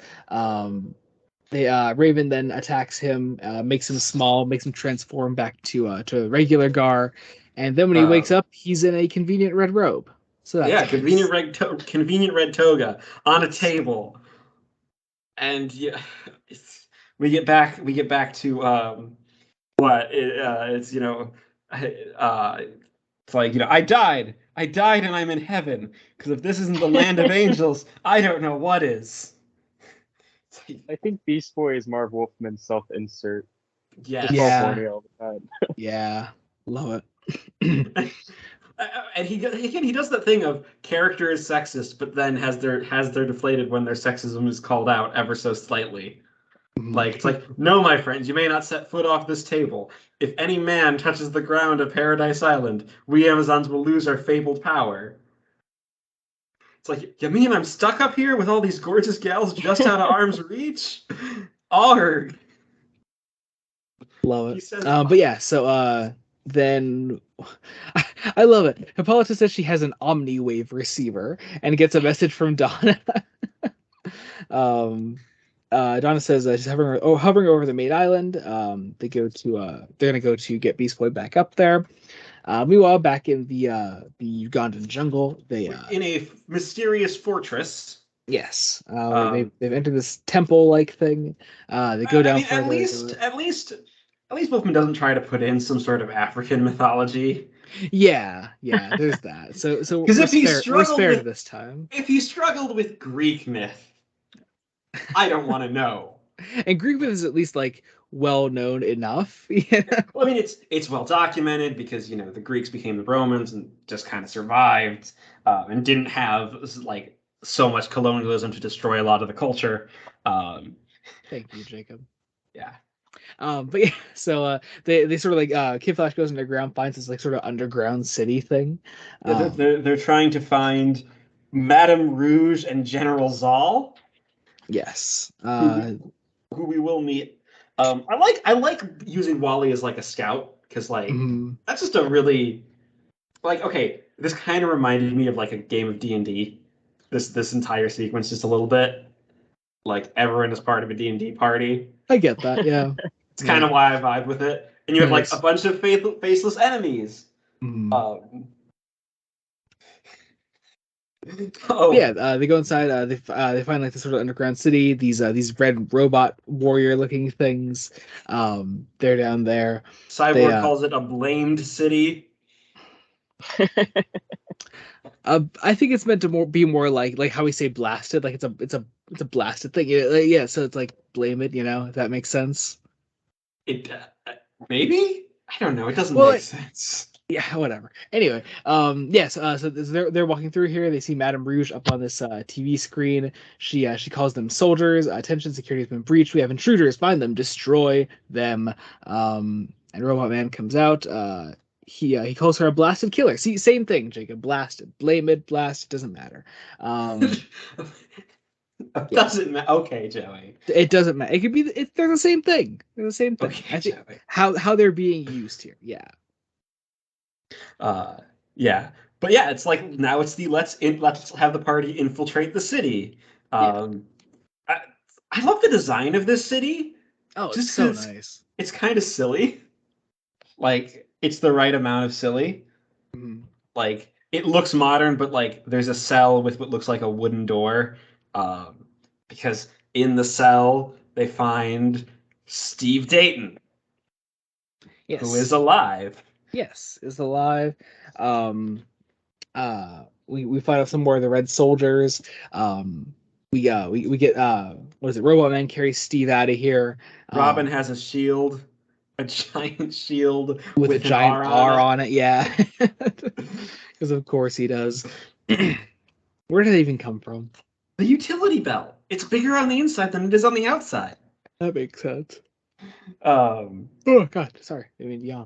But yeah. So yeah, Robot Man carries Steve out of here. We get to the exterior of the jungle. Madame Rouge is still watching. And she's with Zal. who is a Nazi? Yeah, pretty much. Pretty much. No.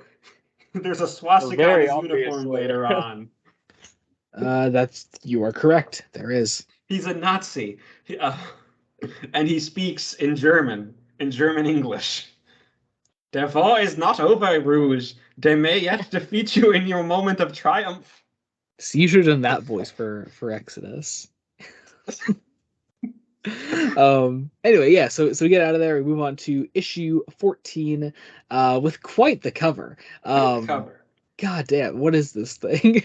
Well, it's Mento using his psychic powers to kill the Titans. It's funny though, I don't think they established before this cover who Mento is. That the fact that he's Steve. Like I Well, don't they think do. ever actually... They say he's moaning about his Mento suit. He must have Mento suit on the last page. They do it That's right. at the last minute. Yes. Makes sense. This is the cover I was talking about with some of the ridiculous dialogue on it. Yeah. The Mento, don't do this. You're my father. How can you try to murder my best friend? It feels very Golden Age. Oh yeah, definitely. Maybe Silver Age. Definitely. Yeah, I have a Silver Age Batman. It's I got it recently. I posted it on my Twitter. It's the second appearance of Poison Ivy with like that kind of dialogue there. Yeah, it's like oh god, I can't think of what the dialogue is. It's so funny. Well, it's got like Batman and Robin watching TV. Yeah, they're watching TV, and it was the time of the '60s show.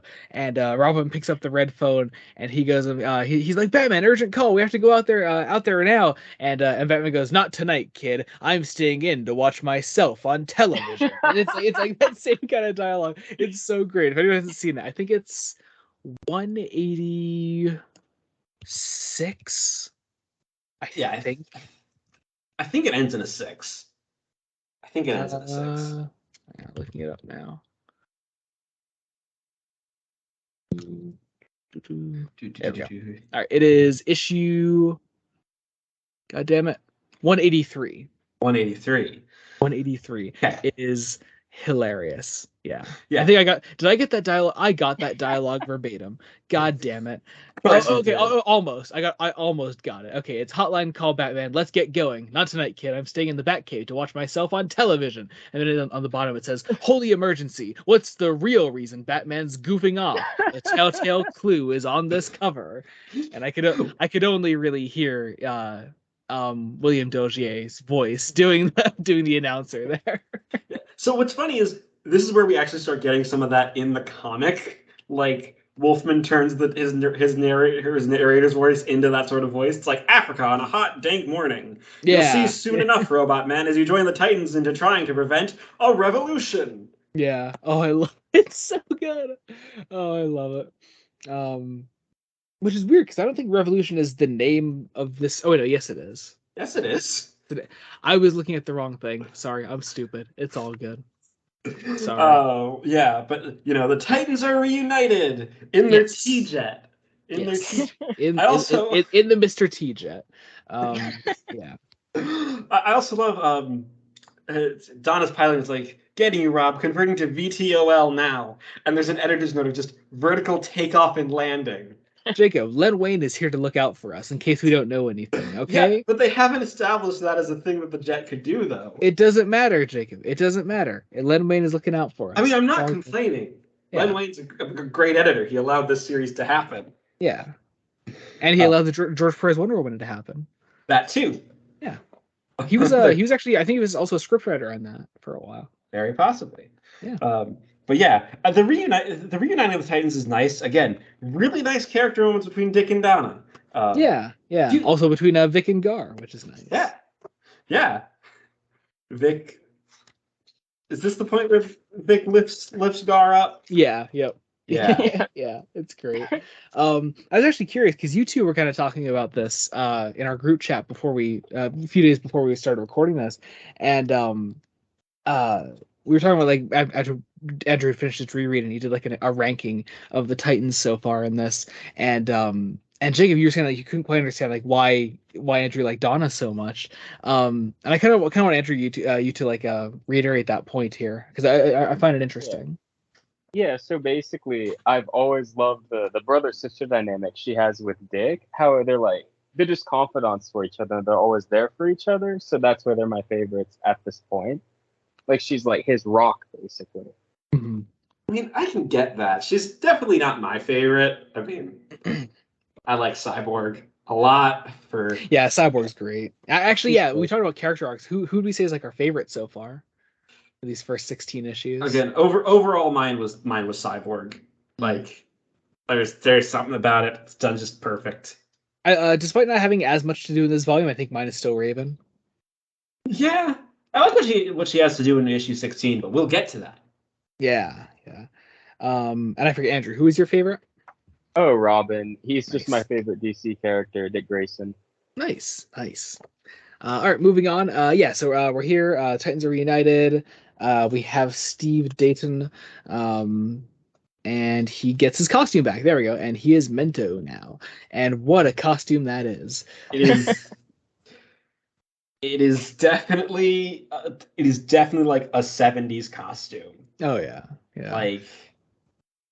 Like just the blue, the yellow, the lightning, I guess. Yeah, whatever the belt buckle's supposed to be. Yeah, it's weird. I don't know. I love it though. And he has like little electrodes sticking out of his head. Yeah. It's like he's a cosplayer who's just starting out. Yeah. Has no budget. Has no idea how to recreate a costume. Yeah. But he uses his mental powers and attacks everybody. Yeah, as you do. Because this is the volume of mind control, isn't it? What's up? This is the volume of mind control, isn't it? It is. Or just mind-related powers, yeah. That too. You get some nice narration from Raven, who's sensing his emotions. Corey actively just tries to stun him and not kill him because she realizes killing Beast Boy's dad probably might not be the best idea. Might not be the best thing. Yeah. His telekinesis just holds Beast Boy as like, I don't know what that's supposed to be. Like, I don't know. Is it the animal? I'm lost. It looks like a lion, but it also looks like a house cat. Or a monkey? Maybe? That is weird. That is really weird. I'd love to see some of like the original scripts of this just to see. Right? Oh my god, yeah. But like you said already, yeah, Raven senses Mento's mind. Meanwhile, the spy is being watched by Rouge and Zal. Well, interesting. Raven gets him to stop by doing her illusion trick, which she's cold. Like, oh yeah, yeah, like oh yeah, holds makes back him nothing. see that he's hurting his already dead wife. Yeah, Like, ooh, love it. that hurts. Uh, Rouge and Zal are watching from a tree. Um, again, if you can't tell that they are Nazis, Mhm. Yeah, this should yeah. clue you in that they are Nazis. Just a little bit. Just a little bit. Just a little Yeah. bit. Back to the jungle. We get some more Doom Patrol backstory from Steve. We see who Jacob. This is the Timothy Dalton character, the chief. The chief. Yeah, the guy in the wheelchair. Yeah. Ah. Yeah. Yep. And Interesting. that is the Timothy Dalton character in the show. Yes. Slightly before that, we have them attacking the country of Zandia, which is, I don't think it's that's a real country. I mean, yeah, you're probably right. Yeah. Also, just they end up killing. Oh, they end up killing one of Madame Rouge's most loyal sycophants. Yeah. Yeah. And then we get the Doom Patrol backstory, which is honestly, it makes me kind of want to read Doom Patrol / watch the Doom Patrol show. At least watch the show. It's a great show. It's interesting. Like it's another one where I've only seen season 1, but season 1 is so damn good. It's one of those things where I think it's probably because like this is 60s was when Justice League and Avengers like first became a thing, right? Yeah. Like, yep. This was the rise of the superhero team. Mm-hmm. So there wasn't so much of a like, here is what a superhero team should be. Like, yeah, it was very like they all had very different approaches. Yeah, it's like let's do something like all the powers are kind of wacky. Like, you have a robot, a man who is negative. I don't know how to describe Negative Man's powers. I'm sorry. Yeah, that's fair. That's fair. You have someone who can do stretchy powers. Mm-hmm. And you have someone who can transform into animals eventually. And you have a leader who is intelligent but in a wheelchair. Which is especially funny because I don't know who was created first, him or Xavier. The Doom Patrol came out, I believe, a few months earlier, but both comics were produced at the same time, so I don't think anyone realizes they probably didn't base it on each other. It's probably just coincidence. That's really funny. One of those parallel evolution in storytelling is always interesting because sometimes you get things like this, and it's like two ideas that come way too close to each other, made by two people who probably didn't even know the other existed. Yeah. But yeah, and you get a nice little panel of the Justice League and the original Teen Titans, I guess, or at least younger Dick, Wally, and Donna. Just younger versions of them. That's not the full team. Because the full team didn't that have like Speedy? Yeah, it had Speedy, Aqualad, Speedy. Yep, Aqualad, and then I can't think. Lilith, Bumblebee. Yeah, that's right. Harold. Yeah. Oh yeah, since recording the last episode, we did find out was that original run was collected. Was fully reprinted, so you can buy it in 2 smaller volumes and an omnibus, and that's the full. And I think you can also do you can do just 2 omnibuses. Like I think the Silvery stuff has its own omni too. Does the omni? No, I don't think so. Okay. I don't think the Silvery stuff has an omni. Yeah. Anyway, moving on. It's at least accessible if you wish to. It is. That. Yeah, if you really wanted to read that, but apparently it's not that great. So yeah. Anyway, moving on. So after this whole backstory thing, we see the kids and all that. We move on.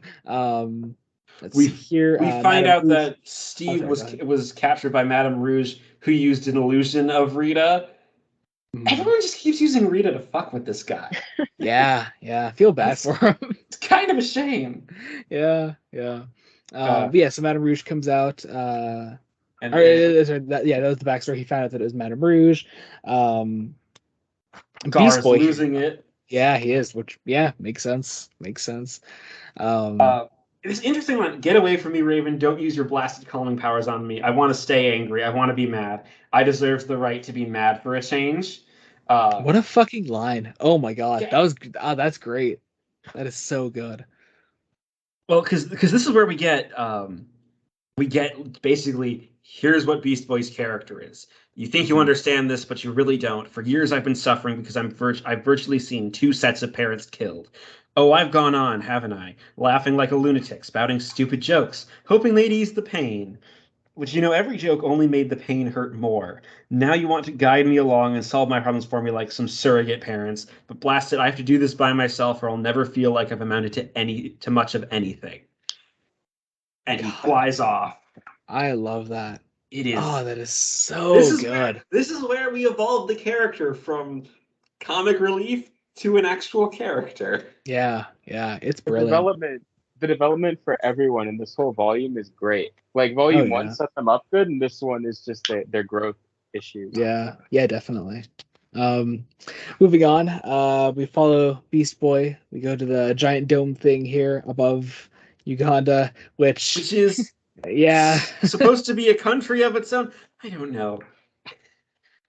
I like how Beast Boy just is clinging on to it. But yeah, it's heading what's to I don't know, destroy Zandia, which is this tiny country, no industry, no imports, no exports. The narrator's like, yeah, we're not going to tell you how this country survives. But it does well under the rule of this one man. Oh wait, it's President Frederick Graves, a name quite apropos, considering Grave is all he will be at for it. He will be fit for in exactly 3.7 sec. My, how time flies. God, I love that. That's so funny. It's a great bit of dark comedy in here. That's awesome. Yeah, I don't know when Wolfman got so funny. Yeah, this is that's just a really funny one. We just blast this guy's head off. It's like, well, he's dead. Yeah, that's awesome. Yeah. So we get over here to Beast Boy's still on the dome thing. We're heading over to Zandia. We're going to stop this, hopefully. We're going to stop this. They're trying to get through as the giant floating city complex thingy. Beast Boy ends up grabbing a giant gun. Yeah. And it shoots down the T-Jet, which crashes. The T-Jet. I'm never gonna not call it the T-Jet. That's what it's called. Beast Boy is knocked out. He then wakes up. And here's where we go ridiculous. Oh, I love it. Old villain of the Doom Patrol here, the Brotherhood of Evil. They live again, they say. And look at these designs. Just look at them. These are certainly designs. Oh, they're gorgeous. They are gorgeous. You have a brain in a jar with a evil skull face on the brain in a jar is called Brain. Yeah. It's just called Brain. It doesn't get much better than that. That's yeah. It's so good. Also, the Brotherhood of Evil is another similarity to X-Men of the Brotherhood of Evil Mutants. You're right, and that would have been a thing at this time, right? Because the Brotherhood of Evil Mutants was the 60s. Yeah, they were very early on in the Stan Lee stuff. The green one back there is called Phobia. And she looks like the evil queen from Snow White. Yeah. The giant pink thing is called Plasmus, the most generic sci-fi name ever for a giant pink thing. It's so great. I'm in love. Part of was expecting the ape-like character to be Gorilla Grodd. It is not, in fact, Gorilla Grodd. We can hope. It's not Gorilla Grodd. But yeah. So with this we move on to issue 15. Again, the busiest cover. The busiest cover. But honestly, it's done in such a style that it actually kind of works. Perez can do busy covers. Like Yeah, I yeah. think he just can't do things where the heads are floating. Like I like the floating head. Shut up. yeah. And we Yeah. open with tonight the writer's thinly disguised fetish with de-evolution of the Titan. I'm sorry, I had to make that joke. Oh my god. What's interesting is that Corey de-evolves into a cat, which Yeah, is yeah, which yeah. is She does. interesting. I wonder how much of like Tamaranian culture Wolfman and Perez like worked out before they started. Like, Well, I don't want to say this like sounding stupid, but I might be right. Is Tam Radiant like a play on like the name of a cat? maybe, But maybe it sounds similar to like a cat we name. we know Wolfman likes puns because Yeah. coriander is it's another name for cilantro. Uh, they might be. All I'm seeing is more people talking about this exact scene. Where she devolves into a cat. Into a cat pretty soon. Apparently the Tamarians are descended from a feline race and worship the goddess Zal. Yeah, I know that. Yeah, okay, I guess not. Never mind. I could be wrong. Could be wrong, but yes, General Zoll monologues a little bit because he's a Nazi. It's what they do. I we had Wolfman's misunderstanding of Greek mythology. Now we have his misunderstanding of evolution. Okay, this isn't the worst thing. It's not the worst, but it's pretty funny. I Yeah. love what Neanderthal Robbie looks like. Like Right. he's got this mustache. Like And Raven back there. Oh my god, I love it. yeah. But yeah, we're attacking Zandia from the sky with the giant red soldier people. Again, really cluttered art, but really good art. Yeah. And we meet back up with the Brotherhood of Evil. And Gar is just like, what the fuck is going on? Yeah. I also like that the brains just has just these bleeps, like, just these, like, blip, blip, blip, blip, blop, blip, blip, blip. Do I imagine as R2D2 noises? Maybe, maybe very not. possibly. You decide. Very possibly. But yeah, Beast Boy turns into a cat and runs away and meets up with. Oh no, okay. So it tries to run away and is transported right back over to the Brotherhood of Evil. Yeah, phobia instills with him gynophobia, aka the fear of women. Which is ironic, I guess. Yeah. The Houngan has his computer fetish, holding a lock of Gar's hair to do some voodoo.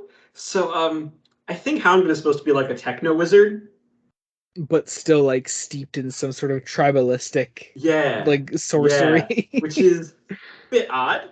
Yeah, I don't hate it's the a cool idea. idea though. I kind of like it. Yeah. But yeah, using technology to do voodoo shit. And Gar's then just like, okay, brain, give me a monologue. Tell me your backstory. It's like, I thought you died too. It's like, that is what we wish to everyone to believe. And how they get Brain's backstory about how Brain survived, and that's about it. Okay. By literally a comedic Scooby-Doo style flipping floor. Yeah. That's what I was thinking too. Yeah. I think Wolfman has just embraced the camp. Oh yeah. Well, he did that long ago. Come on. Yeah, but this is dialing it up a couple notches. Yeah. You have Warp, who is French. Oui, Monsieur Brain. I am called Warp. With the proper coordinates, I can create the warp between any two locations. Oh, I love it. It's so funny. Yeah. So we meet all the Brotherhood of Evil. We move on. The Titans are still de-evolved. We see a few more of them here. Robot Man, who obviously can't de-evolve because robot. Yeah, Like, I like Kid Flash over there. yeah, none of them are having a good time. Robin tries to eat the robot. Robin lost his mustache. He did. Where did it go? It was just there. No, we've de-evolved further. See, we're past Neanderthals. Now we're in Homo habilis. Do they say that? No. Oh, okay. Was gonna say, no way they say that. There's no way they say that. Yeah. Anyway, yeah. So, Beast Boy and the Brotherhood of Evil go after Rouge. Like, my one complaint is that they could have perhaps made something like, "Ooh, this is more like a deal with the devil because Brotherhood of Evil," but like They're just like they're characters. they're characters who are fighting Nazis. I'm sorry, you're gonna make me that makes me at least a little sympathetic to them. Yeah. Yeah. Yeah. It's like I will allow murder, but I can't allow Nazis. Yeah. They blast Madame Rouge's gun thingy, which is again future design. We have okay, so the ape character is called Mala. Yes. Yes. And we get it's some great action using just this Brotherhood of Evil's powers. Oh yeah. Yeah. They're Phobia they're very making- fun. It's very creative. making the soldiers have the fear of snakes and reptiles, Yeah. which I mean, it's a fair fear. Then being warped into space, so they all die. And then what does Beast Boy turn into here? Um, I don't even know what is that. I thought it was supposed to be like a wolf because he references Little Red Riding Hood. My, what big teeth I have, Granny. The better to play Jaws on you, eh? But that's definitely not a wolf. Oh yeah, it's not a wolf. It's like a bear thingy. I don't know. Yeah, I have nothing. I have nothing. But yeah, devolving is still happening. That is until, of course, Robot Man breaks through and uses takes Cyborg's technology to undo it. And he breaks this glass open. Everyone immediately becomes normal again. And you see, the chemicals have been dispersed, so they're normal again. Sure. Yeah. Sure. But yeah, so I mean that isn't me making stuff up. That is literally how it's described by Zal. The precious chemicals destroyed. That means right, Zal. We automatically revert to our true forms, Titans together. Our true forms. Jeez. Yeah. Anyway, they break out. Raven escapes. She gets Mala. Yeah. Yeah, that's it. Yeah, she helps him. We're fighting off the red Nazi soldier things, and one of them throws Vic off the side of the city, and he grapples himself back up. Making a cliffhanger pun. Haha. And referencing Raiders of the Lost Ark. I'll take it. I swear, the amount of pop culture references in this book. They're teenagers, Jacob. Yeah, what else are they gonna do? It could have been a lot worse. Yeah. Like Wolfman uses them sparingly. Yeah. Yeah, so it's like Starfire is not killing them. But they deserve death, Wonder Girl. They truly deserve to die, you scum. Jesus. Again, kind of dark for the campy tone that we've been going for. Yeah, a little bit. Yeah. Just keep fighting them. More action sequences. Very nice action sequences. Gar is allowed to fight Madame Rouge. Robot Man. Madame Rouge becomes all stretchy and extendo or whatever. It's weird. Robot Man goes after Zal. Yeah. Who shoots him, and the bullet ricochets, killing Zal. And he starts to say Heil Hitler before he dies. It's kind of a dark scene. Yeah. And I love the way Perez draws that as he tries to salute at the very end, and you see Robot Man through like his monocle. Yeah. yeah, and Perez's art is ahead of its time. It Like, really is. Oh yeah. no other artist at this time really would do something like that, right? Not really. Yeah. Uh, Yeah, moving on. Beast Boy's still going after Rouge. turns into a giant dragon serpent thing. Yes, or a worm, possibly, Jacob. Oh, WYRM. oh yeah. Um, That is in fact what he is. yeah. Um, But yeah, so what is it? He just like Gar Logan lashes out with ferocity, and Rouge's body is limp as it spills across the electronic tower of Babel. For a moment, her eyes betray her deepest fear as she realizes at last the end has come. I think the implication is that, like, even if she didn't hit that and she didn't die in the explosion, like she would have died. Apparently, yeah, with how hard he hit her. Like, damn. yeah. And then she's not dead. He's like, oh God, you're alive. Thank God I didn't kill you. Thank heaven.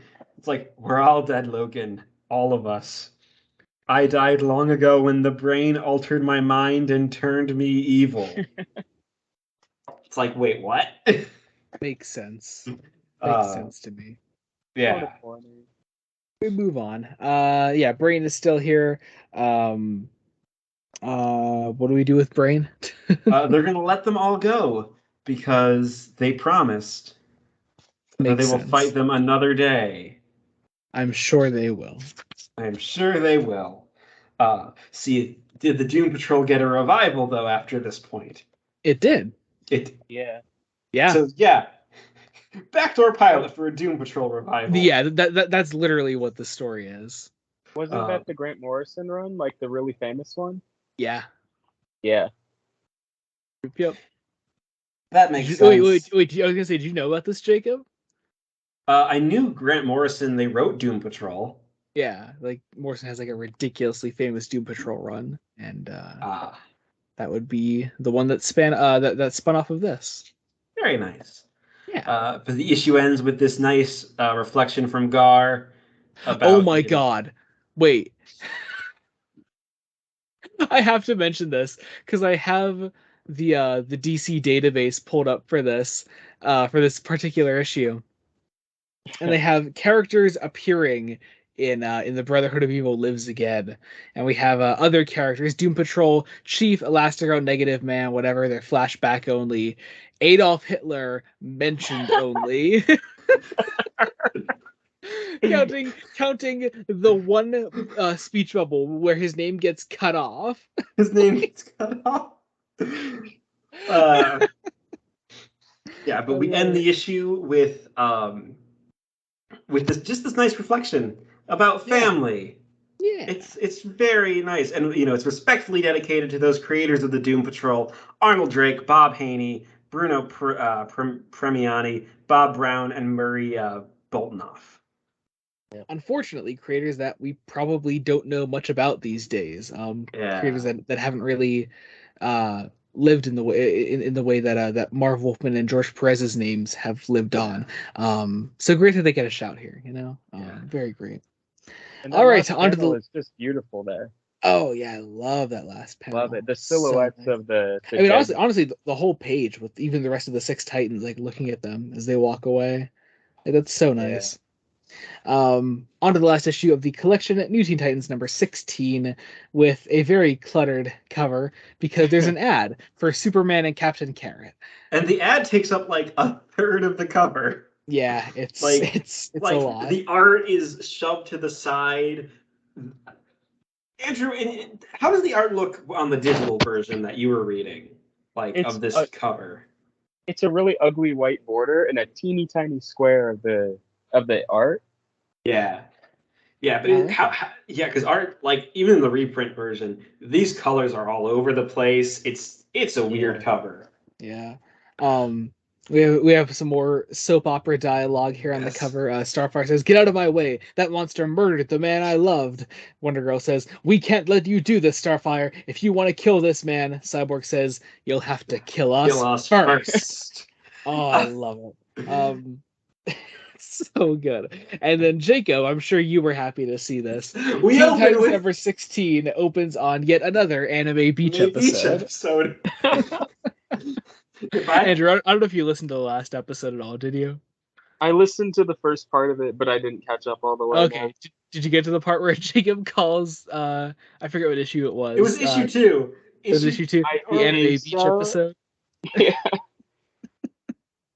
So yeah, another anime beach episode. Here we are. In Everyone's Titan's here. Tower. Yeah, I love this image of Cyborg kind of sunbathing at the end of the pool, reading something. Dick does a quadruple somersault because he's an acrobat. He's an acrobat, Jacob. What else do you expect him to do? Hey, it's a nice piece of character. Yes. We learned that Raven is starting college today, and Yeah. Starfire has a new boyfriend. Ooh. Ooh. So the threads of the Dick Corey shipping are hitting a bit of a rocky point, where Dick broke things off because it would be bad for their teamwork if they were together. I don't know why. Yeah.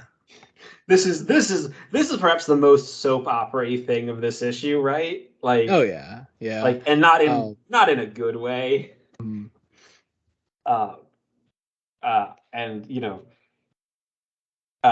we get the story of how Starfire and her current boyfriend met. Starfire's been modeling like she said she was going to for Donna. She's doing this. It seems like sci-fi themed photo shoot. Yeah, for Levi jeans, which is especially funny. I love that. It's so great. But yeah, so at this place is this guy, Franklin. Franklin, yes. He meets her there. They start going out, and that's pretty much it. Yeah, he calls her beautiful, and asks for a date. Donna almost acts like Corey's mom for 2 seconds, and it's like, oh wait, I can't do that. You're an adult. Yeah, You can't do that. And it's kind of cute. It's kind of cute. Yeah. Andrew, I see what you're saying with Dick and Donna's relationship because they kind of confide in each other here. Mm-hmm. As he walks her back to her apartment, and we see a mysterious figure entering the apartment, entering a dark room, because Donna's a photographer, so she has her own dark room. Big apartment, especially for New York City. Oh yeah. And we see Starfire on a date.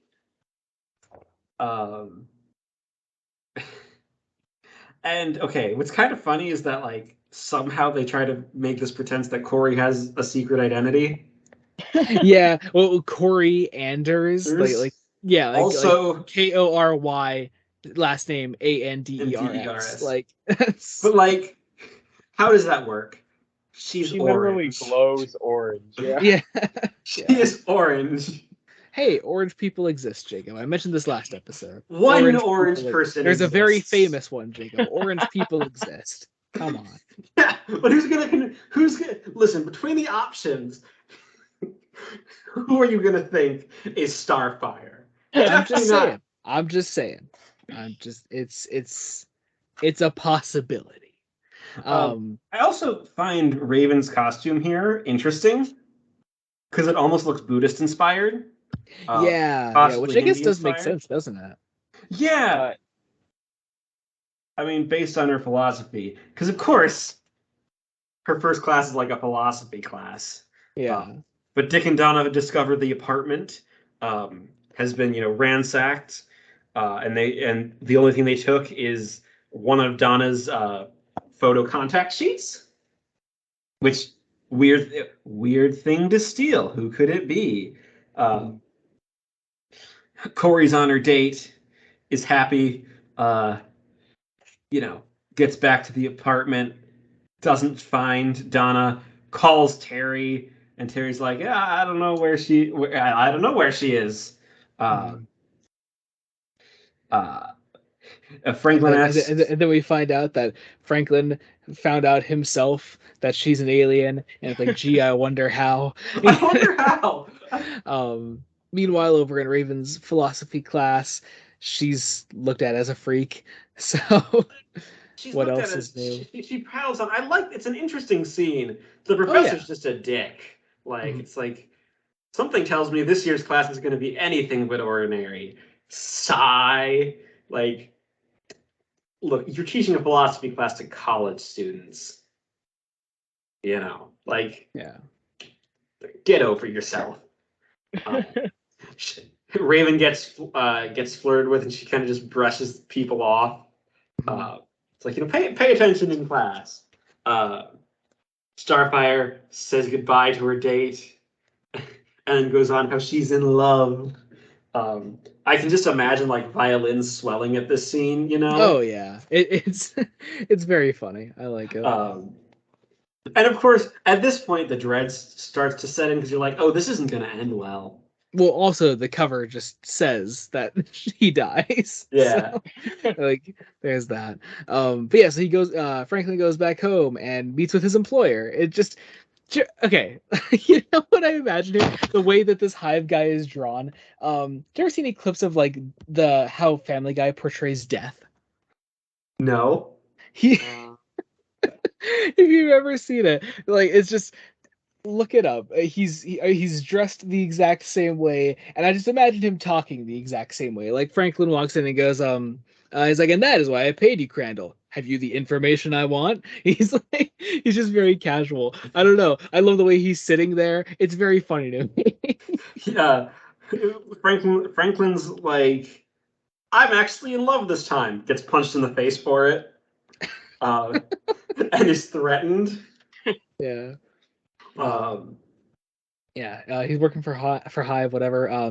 Meanwhile, back at the Ravens class, she walks through these halls and she's scrutinized for existing. And like, like people just like keep trying to hook up with her, and she's like, no, leave me alone. So she runs away in fear. And then back at Titan's Tower, they are trying to figure out who rifled through the apartment. Dick had gotten some fingerprints because he was trained under a very good detective. Um, before Starfire shows up and is like, "You guys have to meet my boyfriend because he's got a surprise for you all." yeah, Yeah. Totally not shady. not at all. Yeah, so she comes back. Donna is a little wary of this, but it's all right in the end. She calls him up, says that she loves him, which is really just, that seals his fate. That seals his fate. That's it. They track down. Meanwhile, the Titans go to like stop this random thing to the side where this Oh, this is a model that Donna works with. That yeah, it's a model that Donna works with, but like she's captured by like this random mobster, and the Titans go to save her, and this is what like presumably holds them up before, because like they don't get to Starfire's boyfriend in time. Yeah. Well, because she was captured by the person who broke into the apartment. That's how they found where she lived, because they got the information out of the contact sheet. It's just a nice little piece of kidnapping. Yeah. Sure. Nice little piece of kidnapping. Yes, a nice little kidnapping plot. Yeah. Yeah. But yeah, so Hive Guy is here at Franklin's apartment. Franklin's like, hey, I can't kill them. I'm in love. Here you go. Here's the gun. I'm gonna walk away. Ha ha ha ha ha. He walks Bang. away. Hive Guy kills him. No shit. Makes sense. Course, yeah. They walk into the apartment and he's dead. Yeah. And no, he's dying. And he's dying. He says that he loves her one last time, and Starfire cries and punches Robin in the face. Yeah, and flies off. And it's genuinely quite sad. She bursts into the hive, and is like is ready to just kill them all. But then Donna shows up at the last moment to stop her. Well, no, it's just the one guy, I guess. Oh, yeah. She found the one guy. Oh, well, I guess he's with another Hive agent there. No, No, I no, think no, it's no, just- I'm sorry. Those are two separate panels. Yeah, Sorry. no, I Yeah. thought it was one panel. Yeah, I know what panel you're. Yeah, okay. Yeah, Love the way Perez draws angry Starfire there, though. Yeah, Like, oh my god. it's imposing. Again, this is why Starfire needs big hair, so she can Yeah, be angry. just massive fucking hair. um, and Donna's like, we have laws here, Starfire. If you stay on this planet, you have to obey them, because if you don't, no matter how much we love you as a friend, we'll be forced to hunt you down. What's it gonna be? And she just breaks down crying. Oh, and Perez's art here is so good. Yeah, the subtle change in the expressions from anger to sadness is really neat. Yeah, and then flipping onto the next page where she just breaks down, flies away, and then we catch up with the Hive. This guy goes back to the Hive, says that It's that he got basically told- that he got the information about the Titans, and then they all sentence him to death by giving him a thumbs down. Yeah, well, all because he worked on his own, and the Hive works together because they're a hive. Yeah. You have Donna and Dick talking about how He was found dead the next morning. And, yeah. And we just end on this one final page with no dialogue as an it's epilogue. Such a good ending. Yeah. So sweet. Donna just covers Corey up. Corey's sad.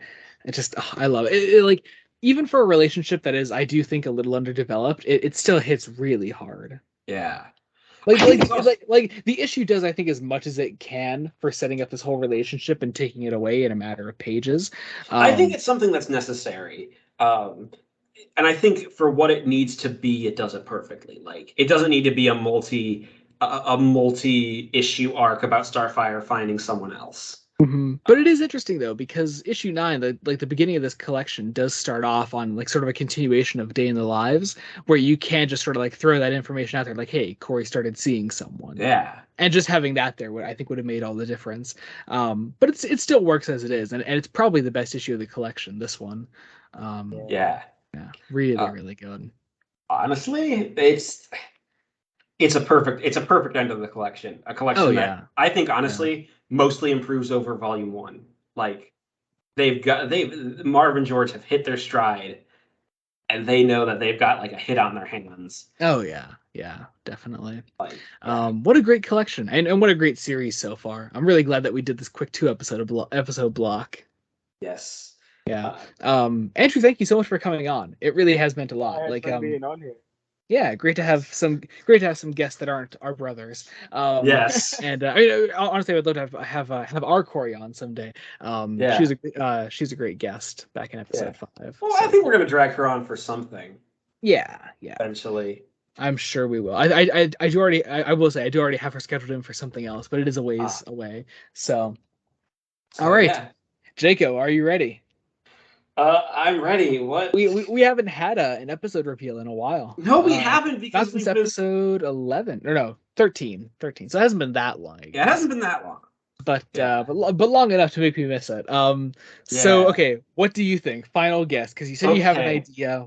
I have an idea. All Jacob knows going into this is that it's a 3-episode block that is all collected in an omnibus.